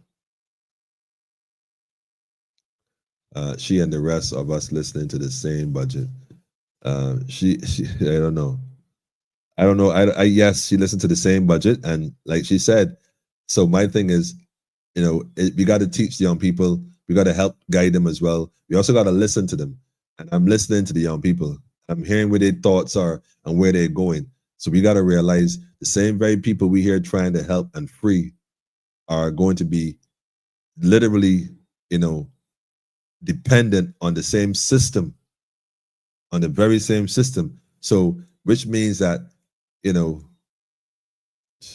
got to understand the same people you're trying to free are hopelessly dependent on the same system. I doubt they read the Communist Manifesto. I don't think so. They might know that by verbatim. You don't know. You don't know. She read a lot of Karl Marx theories. I don't know. We're not here to get on the young lady. I want the people to say I don't hear this in the young people. I don't want that to be the case because they're going quick to say I do something. But I think that she perhaps might be a bit misguided. And I think that perhaps, that's just my opinion though. But she might be fully endorsed of what she's doing, again, based on who she was, what her values are. So we gotta appreciate that. The whole point of me sharing that was to show you what the thoughts are for some young people and how they're thinking. So I don't want to be critical of what she's thinking. She's entitled to think whatever she chooses to. But I want us to be aware and very cognizant that the same very people we're looking to free are going to be hopelessly dependent on this system, man. And that's the thing. She won't mind working for the Chinese. You know what? Y'all are here too hard, man. Leave the young people alone, man. She's a young BLP socialist. Minimum wage is $3.50. Well, her thing is 2% increase per year. Man, I'm just saying, man. I'm just saying. I don't know if I agree with that comment the sister made, man. Solidarity benefits is the one-off. I know 2% minimum wage increase. Did she pass math? Long? No, man. Don't be so hard. Listen, hold up. Look, cut that out, man. Don't do that. In fact, hold on. Let me let this play, man. Hang on a second, man. Y'all need to hear Miss Motley. To be able to give stronger and better facilities at another site is not a new thing to the people of Barbados or to the schools of Barbados. I could go back almost 100 years ago when Commonwealth used to be next to Queen's College. When Commonwealth used to be next to Queen's College. When Commonwealth was next to Queen's College, Commonwealth was not Commonwealth. Okay? So I just want to clarify that point. Yes, it was next to Queen's College, but it might have been equivalent at the time. And I really hate to say this. So I probably shouldn't say it. I ain't going to say it. But let's just say, Queen's College was always Queen's College. Commonwealth, I've come a long way. Then went to Robert Street, and then went to Waterford. Or I could stop short. In the early 90s, I went to Queen's College at Constitution Road. The Queen's College. Queen's College is not at Constitution Road anymore. Queen's College is her husband's. And the people and children, some people on social media, why you don't give it to the girls and boys from St. Michael's? Because we're giving it to the girls and boys of Green and Sealy who deserve it. there's a pool so that they can continue with those things related to water sports there. We're going to have to knock down 1 or 2 buildings and build new buildings. And we're going to give them the opportunity to specialize in robotics and coding as we do it with the MOVE, recognizing that our children deserve the best that we can offer. And it is not only the schools that come at the top or the older secondary schools that this government will take and put in beneficial circumstances. I like that. I didn't want to acknowledge it, but Ms. Motley acknowledged it clearly. Schools at the top. But if there's schools at the top, implicit in that sentence is the suggestion that there's schools at the bottom. And if there's schools at the top juxtaposed to schools at the bottom, is there a difference in the two? And then pray tell us what is the difference. And then what is also expected from the two at schools. Listen again. That we can offer. And it is not only the schools that come at the top or the older secondary schools that this government will take and put in beneficial circumstances. So when I say to you that we've come to make people's lives better, welfare was never increased for decades. This government increased it. Wages and salaries in the public service, 3 increases in 6 years, and the last government gave you 1 in 10. And we gave you 3 and 6 while being in an IMF program. My friends, so that if I had to think of a spirit that I want you to leave here with, it is said in that wonderful verse, the hill of Zion yields 1,000 sacred sweets.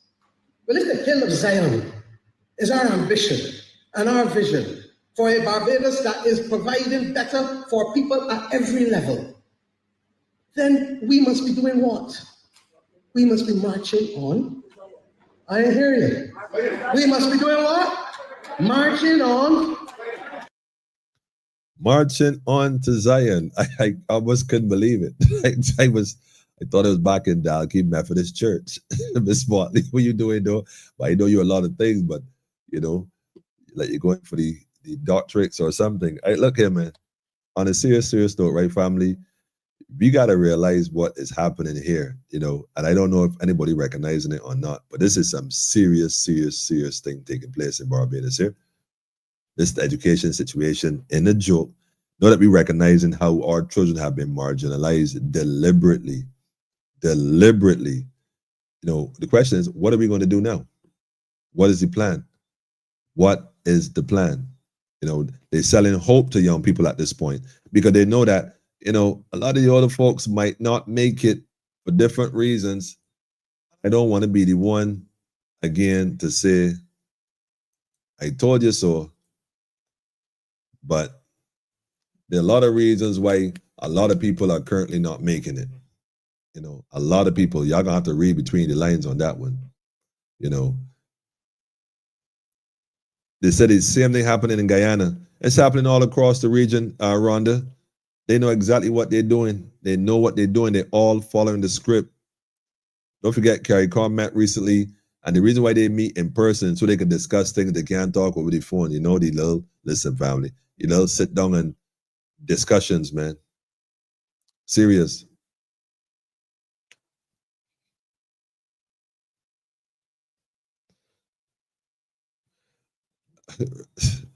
Oh, man. Don't be so hard on the young people. It got a passing grade, but then again, children with single-digit 11+ exam marks pass and go to certain secondary schools. Yeah, I'm glad you picked up on that point. I'm glad you picked up on that, man. Sean Pedro said he figured it out. The young people need to know when negotiating money, always speak dollars and cents and not percentage, because percentage is only cents per cent.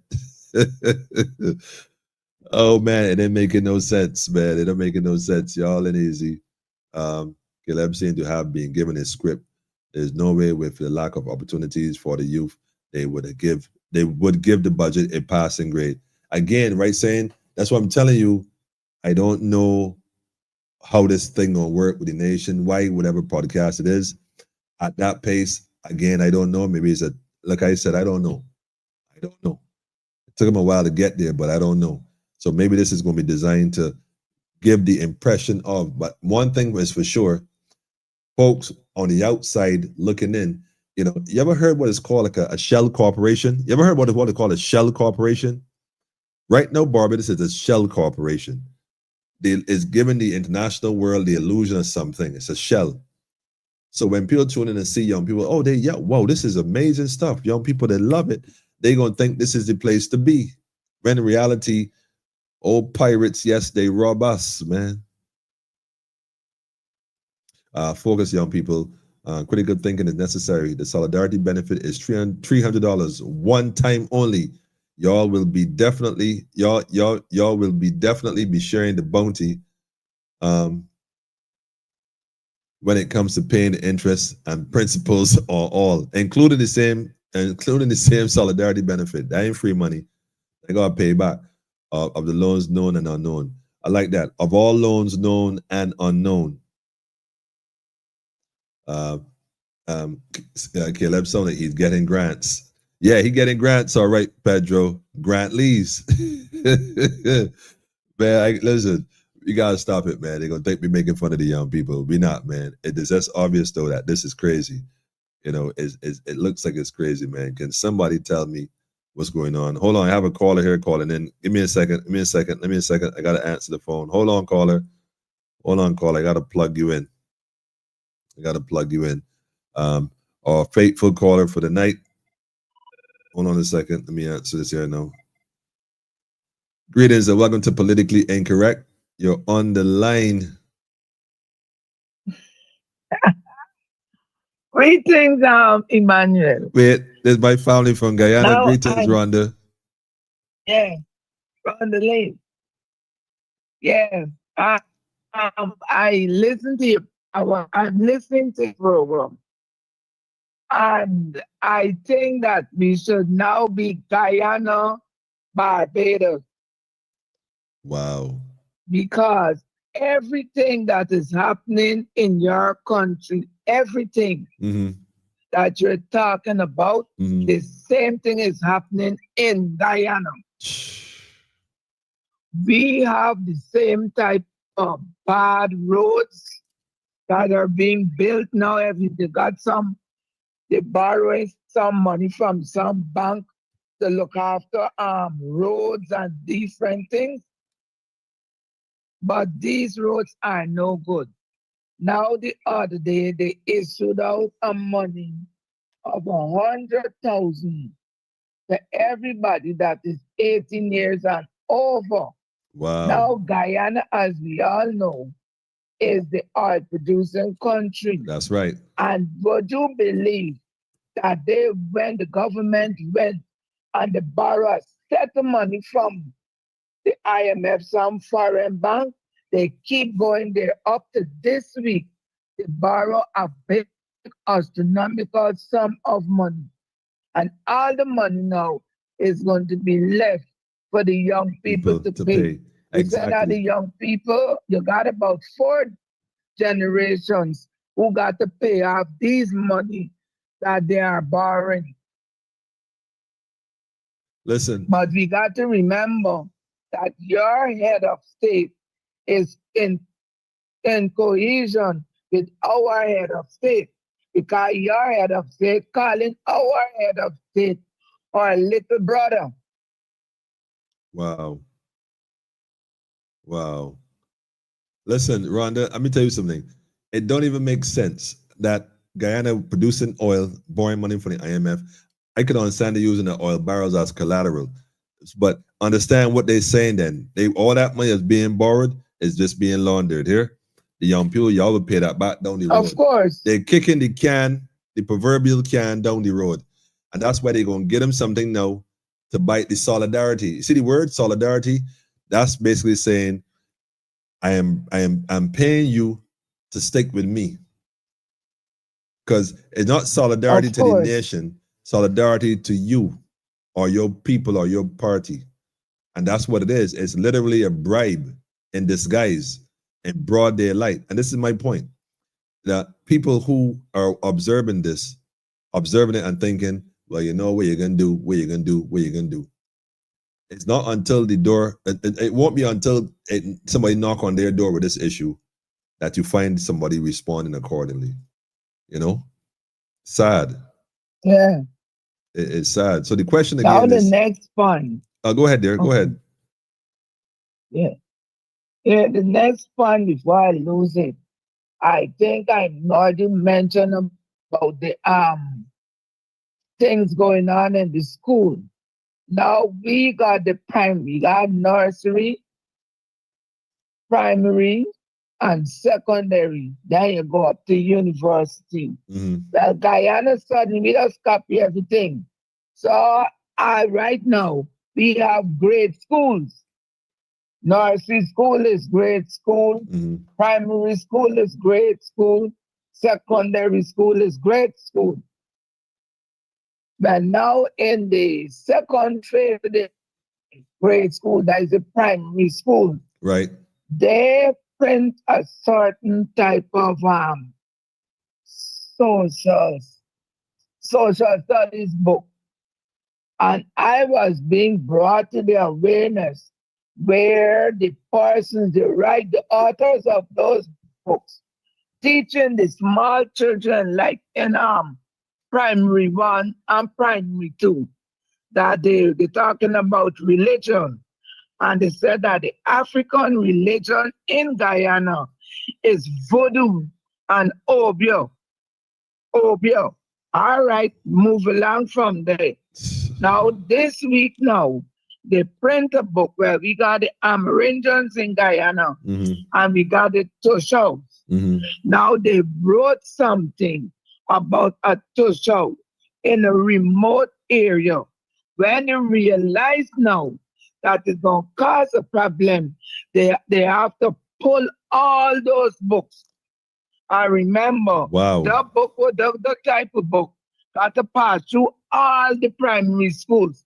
So all the primary schools now, those books got to be recalled, destroyed, and then they have to pay another set of money to produce books for the children in the primary schools. Crazy. Added to that, many schools are being burnt to the ground.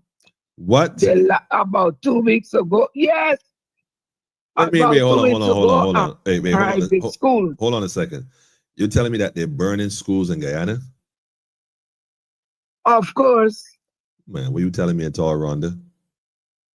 Hello, let me tell you. From the time they're coming in 2020, right, we lost a school, St. George's Community High School. We lost Christchurch Secondary School.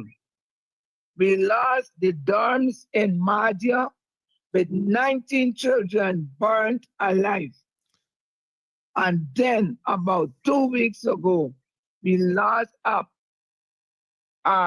private school that housed over 1,000 children. The Maze School, private school, we lost that. Over 1,000 children are out of school. And had it not been for 2 parents, no, 1 parent and a cleaner, it may have been another fire that would have taken the lives of children. But instead of children losing their life, a fireman lost his life. Wow. And imagine the children were there. No teachers weren't there because they left school early. And it luck for the maid, a cleaner, and a parent who was able to avoid the burning of the children in the school because the cleaner said I should run through and she had the sense to switch off switches and get children out of classrooms. I think right now that, again, we need to recognize that we have there's an all-out attack on the region.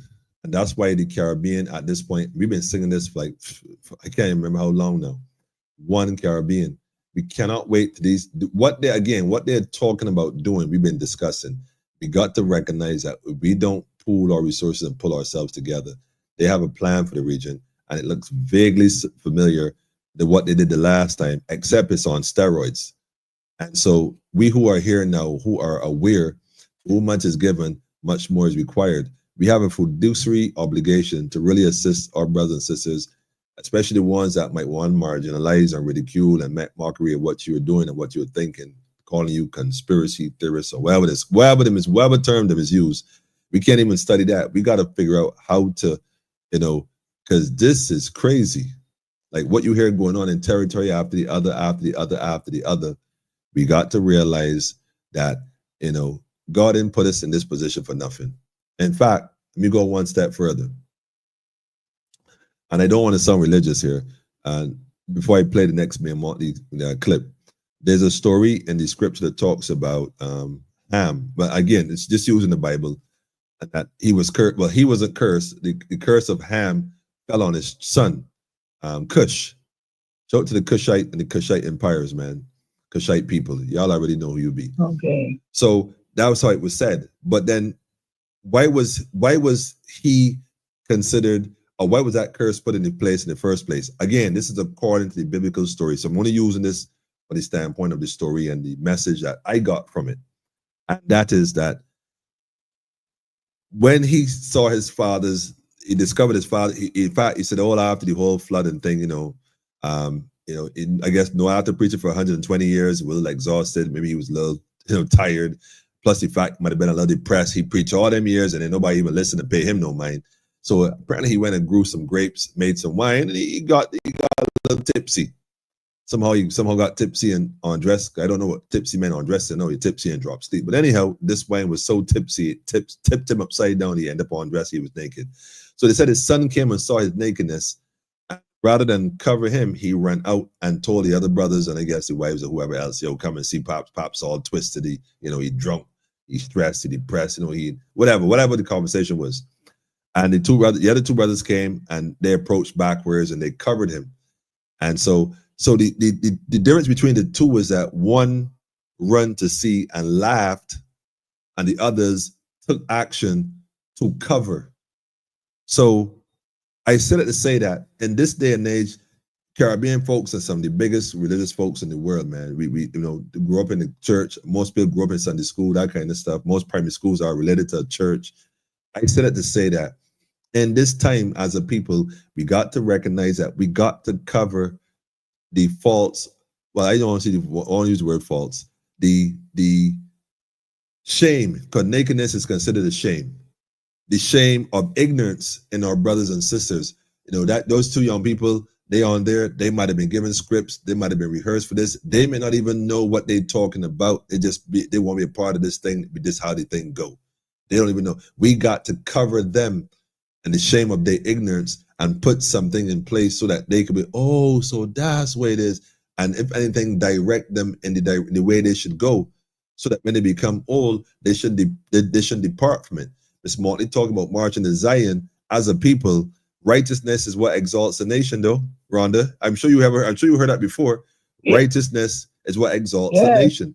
So when you look at these world leaders, these Caribbean leaders, let me just use Caribbean leaders, a lot of what we're seeing doesn't really look like righteousness. And we know that is going to bring destruction to a lot of our nations. So the question is, what are we going to do as a collective people? That's the question we got to start asking ourselves. And I like what you said, what's happening in Barbados. You might as well call it Guyana, Barbados, Guyana. The truth is, you might as well call it the Caribbean, because it's happening all across the board. It's happening. Emmanuel, you got to remember, sorry to cut in, go ahead, that they got this Illuminati thing out in the world. And a lot of these people joining up with it. And once they join up with the Illuminati, that is how they behave.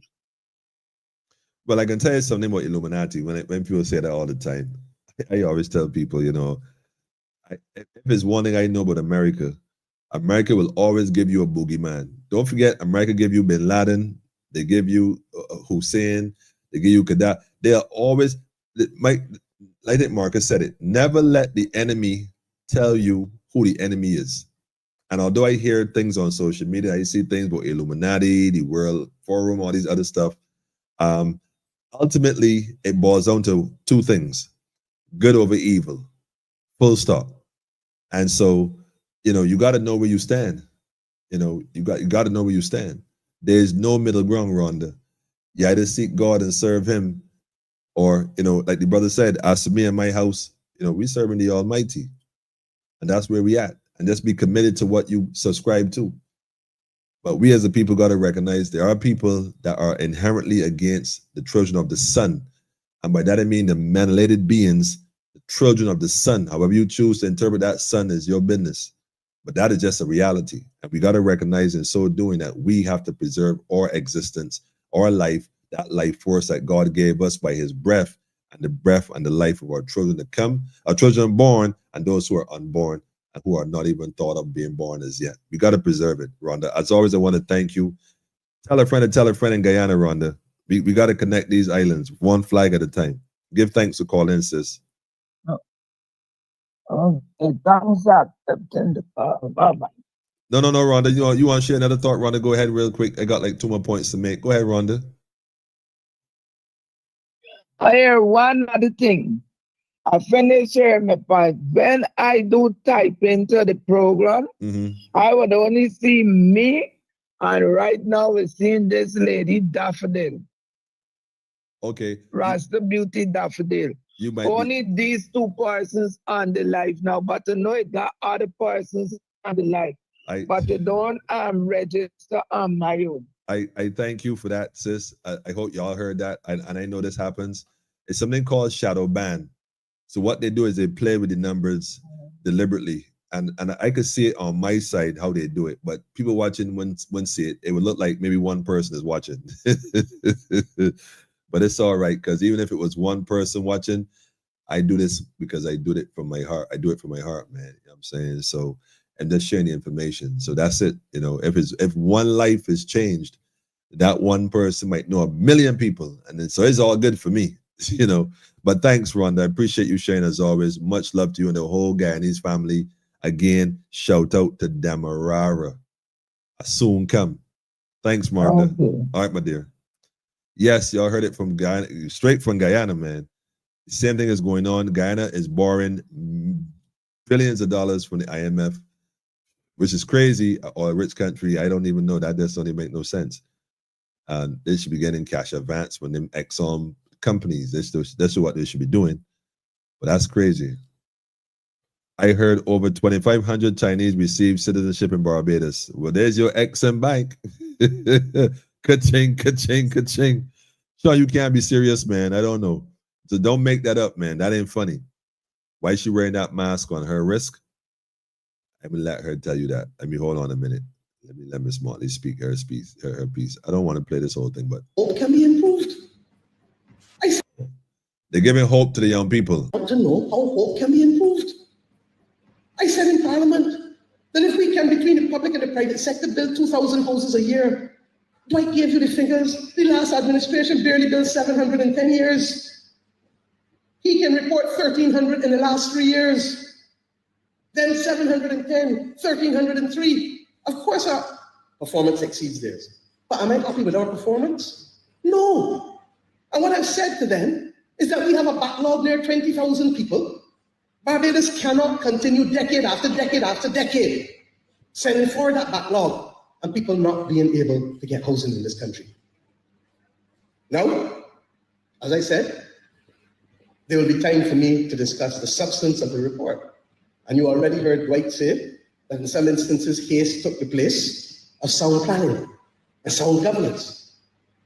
And you have heard the government say, and I said last year, that whatever the report has in it, we will deal with it. The East-West report, when all is said and done, almost every house, how many are you short by now? 30 more houses to be done of the 150. And we can go through all the problems we had, including not being able to get the workers here, not getting the transit visas through Europe, not getting the transit visas through the US, not getting the transit visas through the UK, trying to get visas for persons from China first and then from other parts of the world. This world is not the same world that we were living in even at the beginning of this term, far less in previous administrations, the Dems or a previous Labour Party administration. Nope. This week, I have to go and deal with the fact that there are representations from the Caribbean Private Sector Organization that decisions by the US government for the imposition of a fee of $1 million on every ship built in China coming into a US port has the potential to increase the cost of living in the US and by extension, those of us in the Caribbean exponentially. Yes, indeed. And Miss Motley, and I agree with you 1000%. And this is why a 2% increase does not make any sense, especially on minimum wage. Do you understand? It's so insulting. Like, let me just take a minute here. Let me stick a pin here. Let me stick a pin here for a minute. Let me stick a pin here. Do you understand how insulting it is, right? To people who already are being insulted by the employers by being paid the exact amount of minimum wage, which, like I've said countless times, is to suggest if I could take off a quarter, I would, but it would be illegal. So I give you the bare minimum. Do you recognize that anybody who's paying someone the minimum wage is already insulting them? And to be told that I'll give you a 2% increase. To do what? To do what? When they have instant needs, they have current instant needs. We're not talking like the young lady said needs 5 years down the line so we can accumulate that 2% over a period of time, 12 months, multiply it by 5. What we got there, like, what's that? Close to what? Maybe if we are fortunate enough to have about $10. I don't know. I don't know. I just think that it's crazy. I just think it's crazy to think that we as a people, we allow, you know, we really act like we're 3/5 animal. That's the best way to look at it. Well, sorry, 3/5 human, which means you're part animal. That's what it is. If you're 3/5 human, you're part animal, far as they were concerned, hence chattel slavery. It is insulting to even suggest that the cost of goods are going to be enhanced to the point where we can't even afford them. But yet we're going to give people 2%.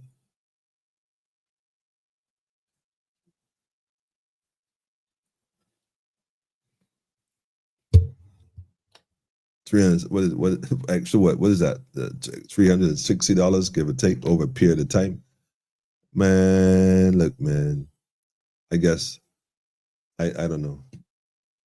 But if the program for that money is online, it means the young folks got to register. And the minute, like during COVID, there are people getting money in their accounts, man. It's the same thing. Same thing. Because it will mean an increase in thousands of dollars for every TEU. So every container coming in without more will now be more expensive if we can't get to the bottom of this. Every week before it was Cuba. This weekend, as I said, it is the travel bans on the others. Last week, it was the fees on the ships coming out of China. So that understand that we will face things.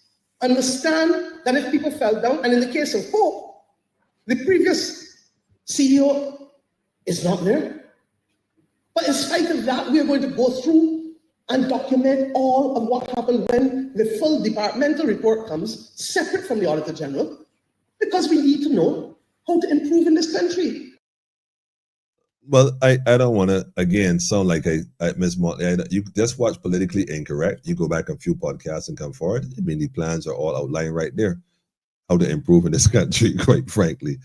You know, I don't know why we playing this game, family, but it's clearly obvious that what we are being told, right, is a glimpse of what is to come.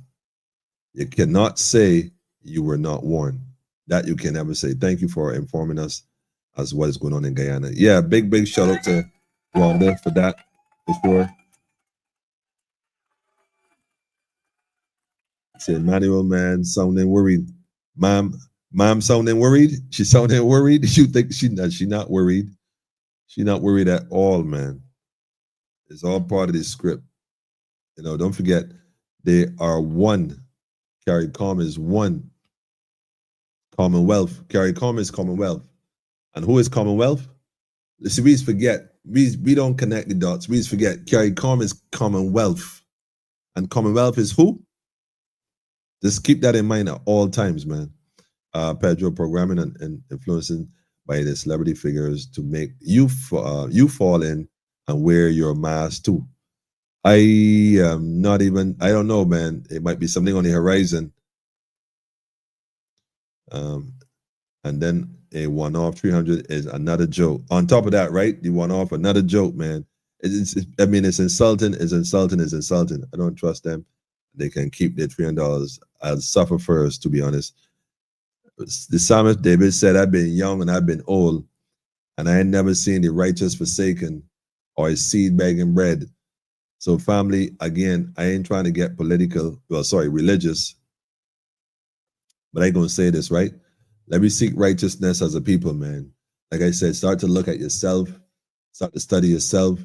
You know, there's some things you know you shouldn't be doing, man. Just check yourself on them things. See how you can check on your family, check on your neighbors, your community as best you can. Everybody don't get along, and everybody not on the same team. But find your people, find people who like you, who reflect like you, who act and function and vibe like you, and function accordingly, and build it smaller, build it great, and then connect with other folks who are doing the building, and you build and you build and you build. We builders, man. We the master masons. We the sons of the mothers. We're the sons of the mothers. So we got a duty to represent the family and the family structure. And that's what it is, man. So we can't play this game any longer. We can no longer do it. We can no longer do it. I mean, from my understanding, there's a lot of talk about the bank, the section with the bank. There's a section talking about the project in Whole Town. There's projects all over Barbados. And I'm sure there's more projects that we become aware of in the not too distant future. There's a Garrison situation. I mean, I could think of so many when I drive, when I see these places. I see these signs, even up there in St. Davis, change of use. Everywhere you go, you see it. These big boards all of a sudden. You never saw this before in Barbados. You're seeing it now, change of use. By the time you see it, there's a place right there by Roberts, in fact, in Salters. Oh Lord, look, I can't remember. Over there by Roberts, the factory, opposite Simplex. I think it's called Simplex or Simtex or something like that. One in places. They're looking to develop some lots to build houses. Let me show how they bamboozle people. I don't know if this is a government project or otherwise, but check this out. So they're advertising these lots for sale and whatnot. There's no houses on that side of Roberts at all until way down when you get by like Laura Estate, that side further down. But up that side, none. And do you know why? Have anybody ever drove past Roberts in the day or the night and smell that dog food, chicken feed, cow feed, whatever they be cooking in Roberts? I do not know what it is. I don't know the ingredients. But if you smell, which is the particles in the ear, what they cooking, it is nothing north of good. I shouldn't say that because it makes it itself is bad, but the point is, it ain't a good thing. It's just a funny, foul, it's a funny, lingering, greasy, oily smell. So how you gonna advertise homes building right there? Like you advertise, did you tell those people who gonna buy those homes when you advertise at home or abroad that land right there is going to smell like that for, almost every other night when they cook up a batch? Oh, hell no, man. Crazy. Barbados is really not a real place, man. Wages are made to insult and enslave, doing well on both fronts. Shaking my head is a fact. The salary is the bribe. The salary is the bribe. And the bigger the bribe, the bigger the blinders. Honestly, I don't listen to the budget, but what was said about the agriculture sector, what was said, that's a good question. What was said? I totally agree. What was said? I think they said they're gonna. In fact, you want to know what they actually said? Oh man, let me tell you what they said. I hate to have to do this again, man, but just one more for the night. I promise. It's already 2 hours. I don't be doing this, man. Like, not cool.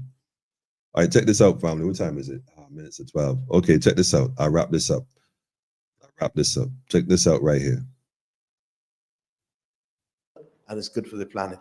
And I really hope that we can see the regional cooperation on that. But then the other no-brainer, which we can almost seek to do within, or to start the process within the next few months, and at the next intersessional, I hope that we will have a paper to put before heads. Those who were around the heads of government meeting in Barbados would know that our desire to be able to amplify the agenda simply was not possible. The heads worked from 9 in the morning till 1:30 the next morning, and 9 again the next day until we finished about 9 o'clock at night. And one of the matters on the agenda that we did not get to was the regional debt swap. And we took presentations from CDB, we took presentations from CAF, we took presentations from Afreximbank, and we are aware of what the CDF is trying to do. Let me just go back there real quick again, so in case y'all missed that one. We took presentations from CDB, we took presentations from CAF, we took presentations from Afreximbank, and we are aware of what the CDF is trying to do. But the truth is that we need now to have clarity as to what is possible, particularly for a regional debt swap for climate. I know the Inter-American Development Bank is also interested. I know that the Green Climate Fund is also interested. So it is really just a question, and Daniel, I hope that we can today agree on a small core team to be able to get this together and prepared to allow Barbados's debt advisors, White Oak, to also work with you. They've done the work on the first debt for climate swap for us, the first debt for nature swap before it. And what makes the last debt for climate swap so interesting, and I brought Flores, who's been on secondment from the European Investment Bank with me for the last 2 years. Maybe you can help make sure he doesn't leave the region, but that's a different matter. But what makes the last one we did, the debt for climate swap, so interesting is that whereas the first one, we see the savings from the interest over a 15-year period to finance the Marine Sustainability Trust. On this last one, what we've done is to aggregate the savings upfront and therefore use them to build potential by rebuilding completely a sewage treatment plant for the South Coast that will allow us this time to treat the water and allow the water then to be used to replenish the aquifers, as well as to be piped to St. Philip, where we will use it, if you know Barbados, to the eastern part of the island from the South Coast, to be able to use it for non-leafy green agriculture. Now, non-leafy green agriculture, sewage treated water. So that's what's going on, Richard, with agriculture. That's the plan. That's the latest plan. And a lot was said there just now, family. In fact, I'm going to give you the link to that. Y'all need to go and watch the whole series and hear what was being said, is what I'm going to say about that. Pay attention, family, what's going on around you. But yes, the sewage water. Now, you know, I like the whole idea of this treatment plant in the South, because after all, a lot of hotels, a lot of stuff out there, a lot of stuff out there, these stuffings. The thing, however, though, is to use that to replenish the aquifer and also to, non-leafy agriculture, Miss Motley, again, I think you need to consult with some real farmers, man. And, I don't know, man, we're advising you again. The amount...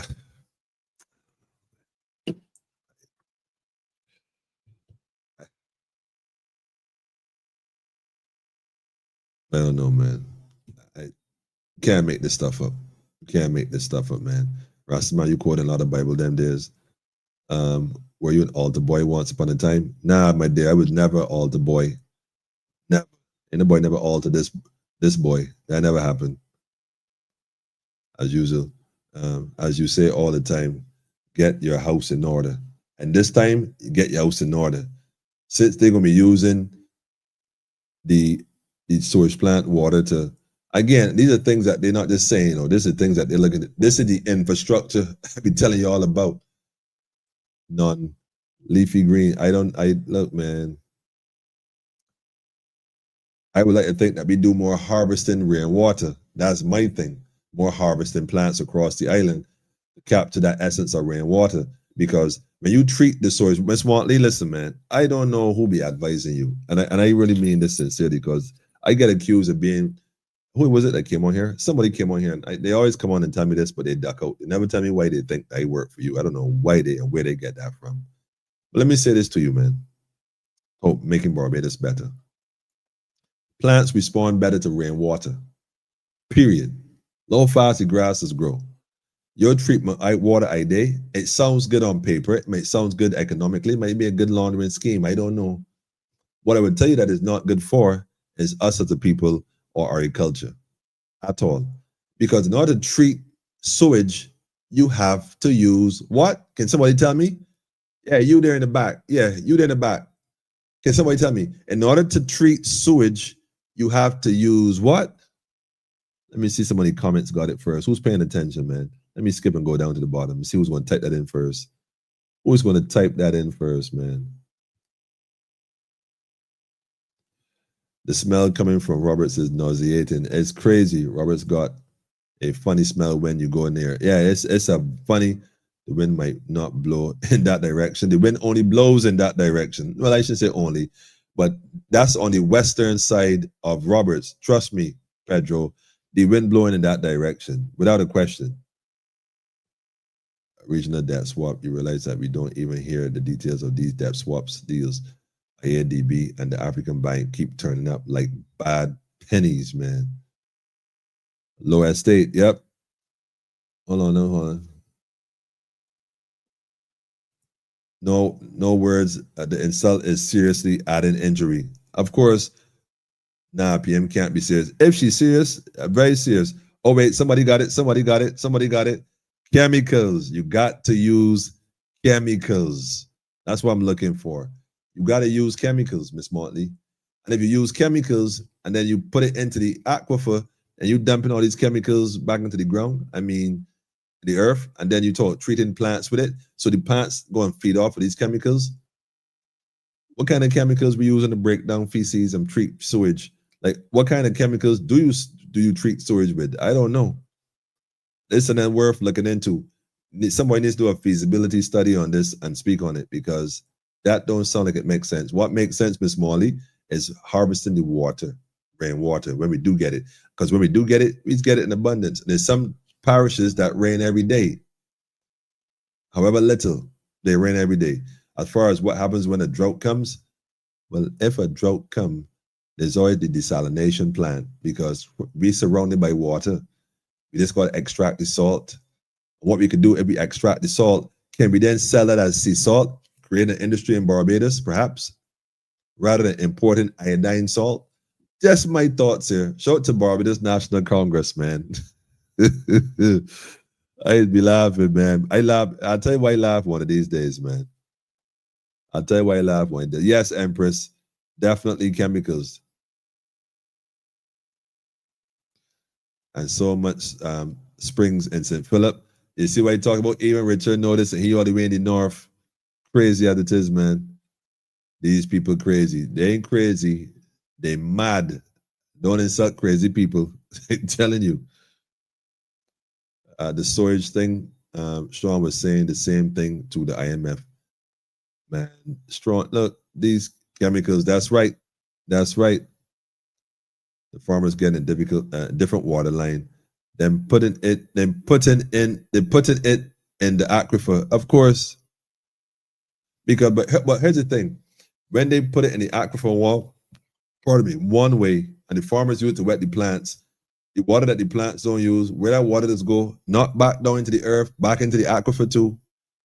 So I understand what you're saying. On top of the man, look. Yes, chemicals, and more chemicals. Good night to you too, Monica. You know, waking up, rise and shine, man, rise and shine. Plantation all over Barbados had windmills and water wells. Yep. The aquifer wasn't a problem then, though. Here's the thing, Barbados population there was over 600,000 people. Constant. We had no water issues. All of a sudden you got water issues. I lie them a tell, man. I lie them a tell. Storage treatment for drinking water is used in America, but Americans drink bottled water.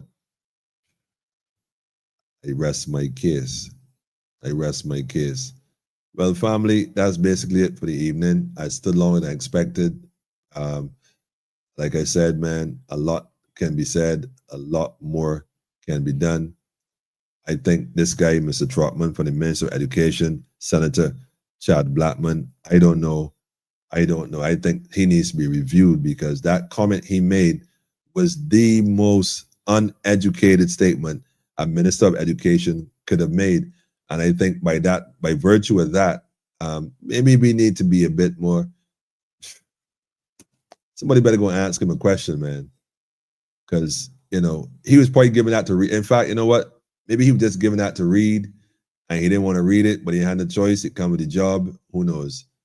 But that was straight crazy, man. I don't even know what to say sometimes with these individuals, man. But anyhow, family. I ain't gonna get it ready to make a move just now. Y'all already know. Let me put this one here. Coco T, family. Shout out to the elder. Just gonna play a tribute to the brother real quick. Barbados sits on water and is surrounded by some. The sister, what's her name? What's her name? Her brother.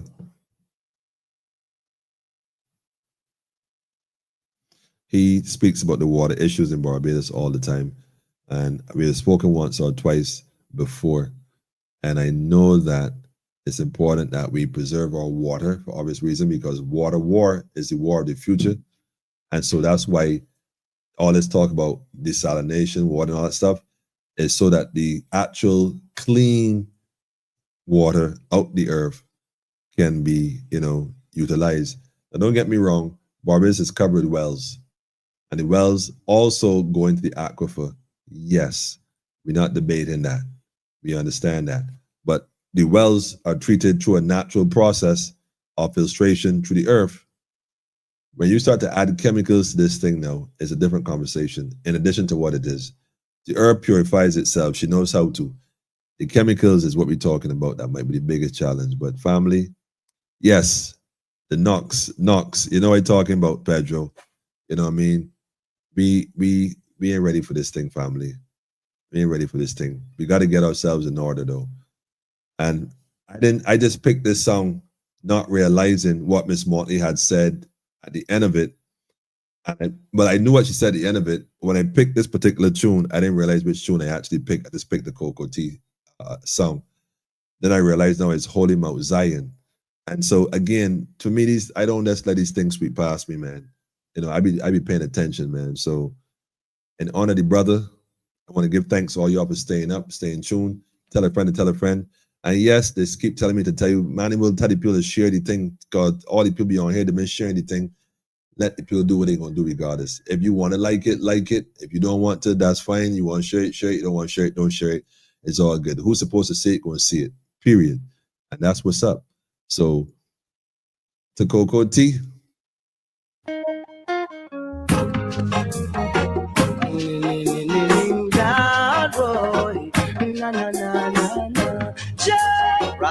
Get your house in order.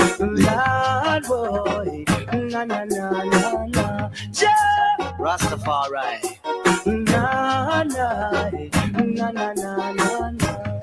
Take the message, man. Stop watching the message. Holy Mount Zion, I'm coming home to you.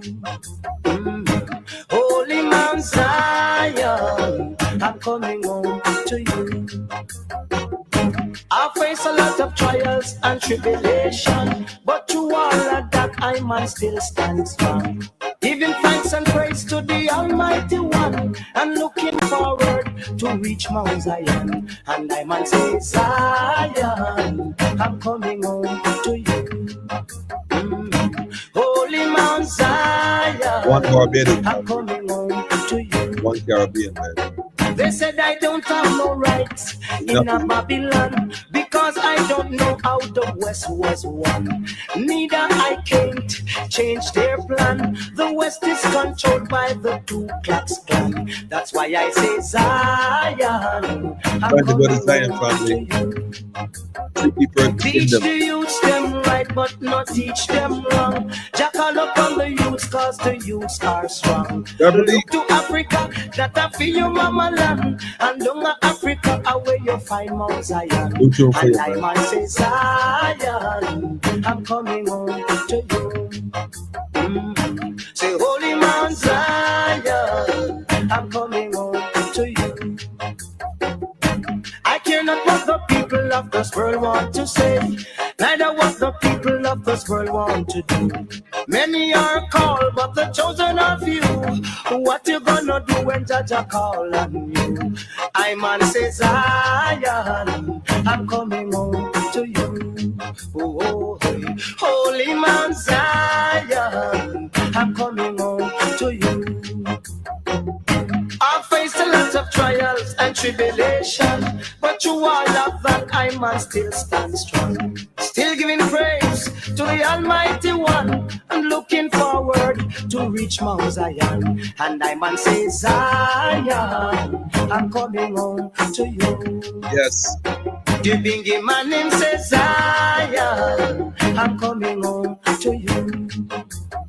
They said I don't have no rights in a Babylon, because I don't know how the West was won. Neither I can't change their plan. The West is controlled by the Ku Klux Klan. Rastaman Zion, I'm coming home to you.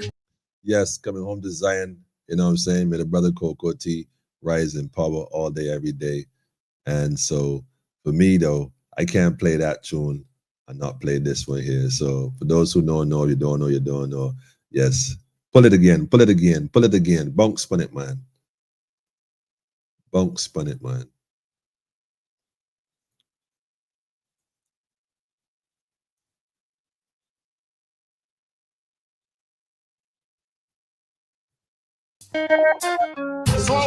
Wait. We're gonna adjust that one there like DJ Armageddon. Pull out again though. So was it in the beginning? Yes. Social media. In the beginning, God created everything, and everything was created in Africa. Repartyway, black man. Repartywation. Africa. We coming home. Holy Mount Zion, I'm coming home to you. Never refuse no black one. Holy Mount Zion, I'm coming home to you. Every black man get back to the motherland. I face a lot of trials and tribulation, yes, but through all of that I must still stand strong. Stand up strong. Giving thanks and praise to the Almighty One, and looking forward to reach Mount Zion. And I man say, Zion, I'm coming home to you. Mama Africa, we're crying. Holy Mount Zion, I'm coming home to you. And I tell every black man, Africa is a flag blowing high. Inna me get down, inna me heart, like a panther going to Brenton.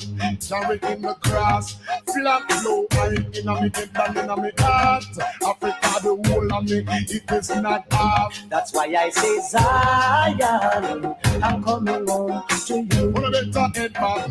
Teach the youths them right, but not teach them right. Jackal up on the youths, cause the youths are strong. Look to Africa, that I feel your mama land. And down to Africa, where you find Mount Zion. And I man say, Zion, I'm coming home to you. Say, Holy Mount Zion, I'm coming home to you. African motherland, African no refuse, no black man, no. Every black man deal with repatriation, no listen, no watch the tell. Life it on me hunger express, man created condition. You know say Africa where I come from, it's there I come from and it's there I belong. So I'm calling all black man, redemption. Someone better sing it, everyone. It in me head, it in me heart. It can't stop that. It tickle for me brain and the pressure for me heart. Me tell me history teacher, say she keep a clap. Cause Africa is like them brand and the star. And I want to say, Zion, I'm coming home.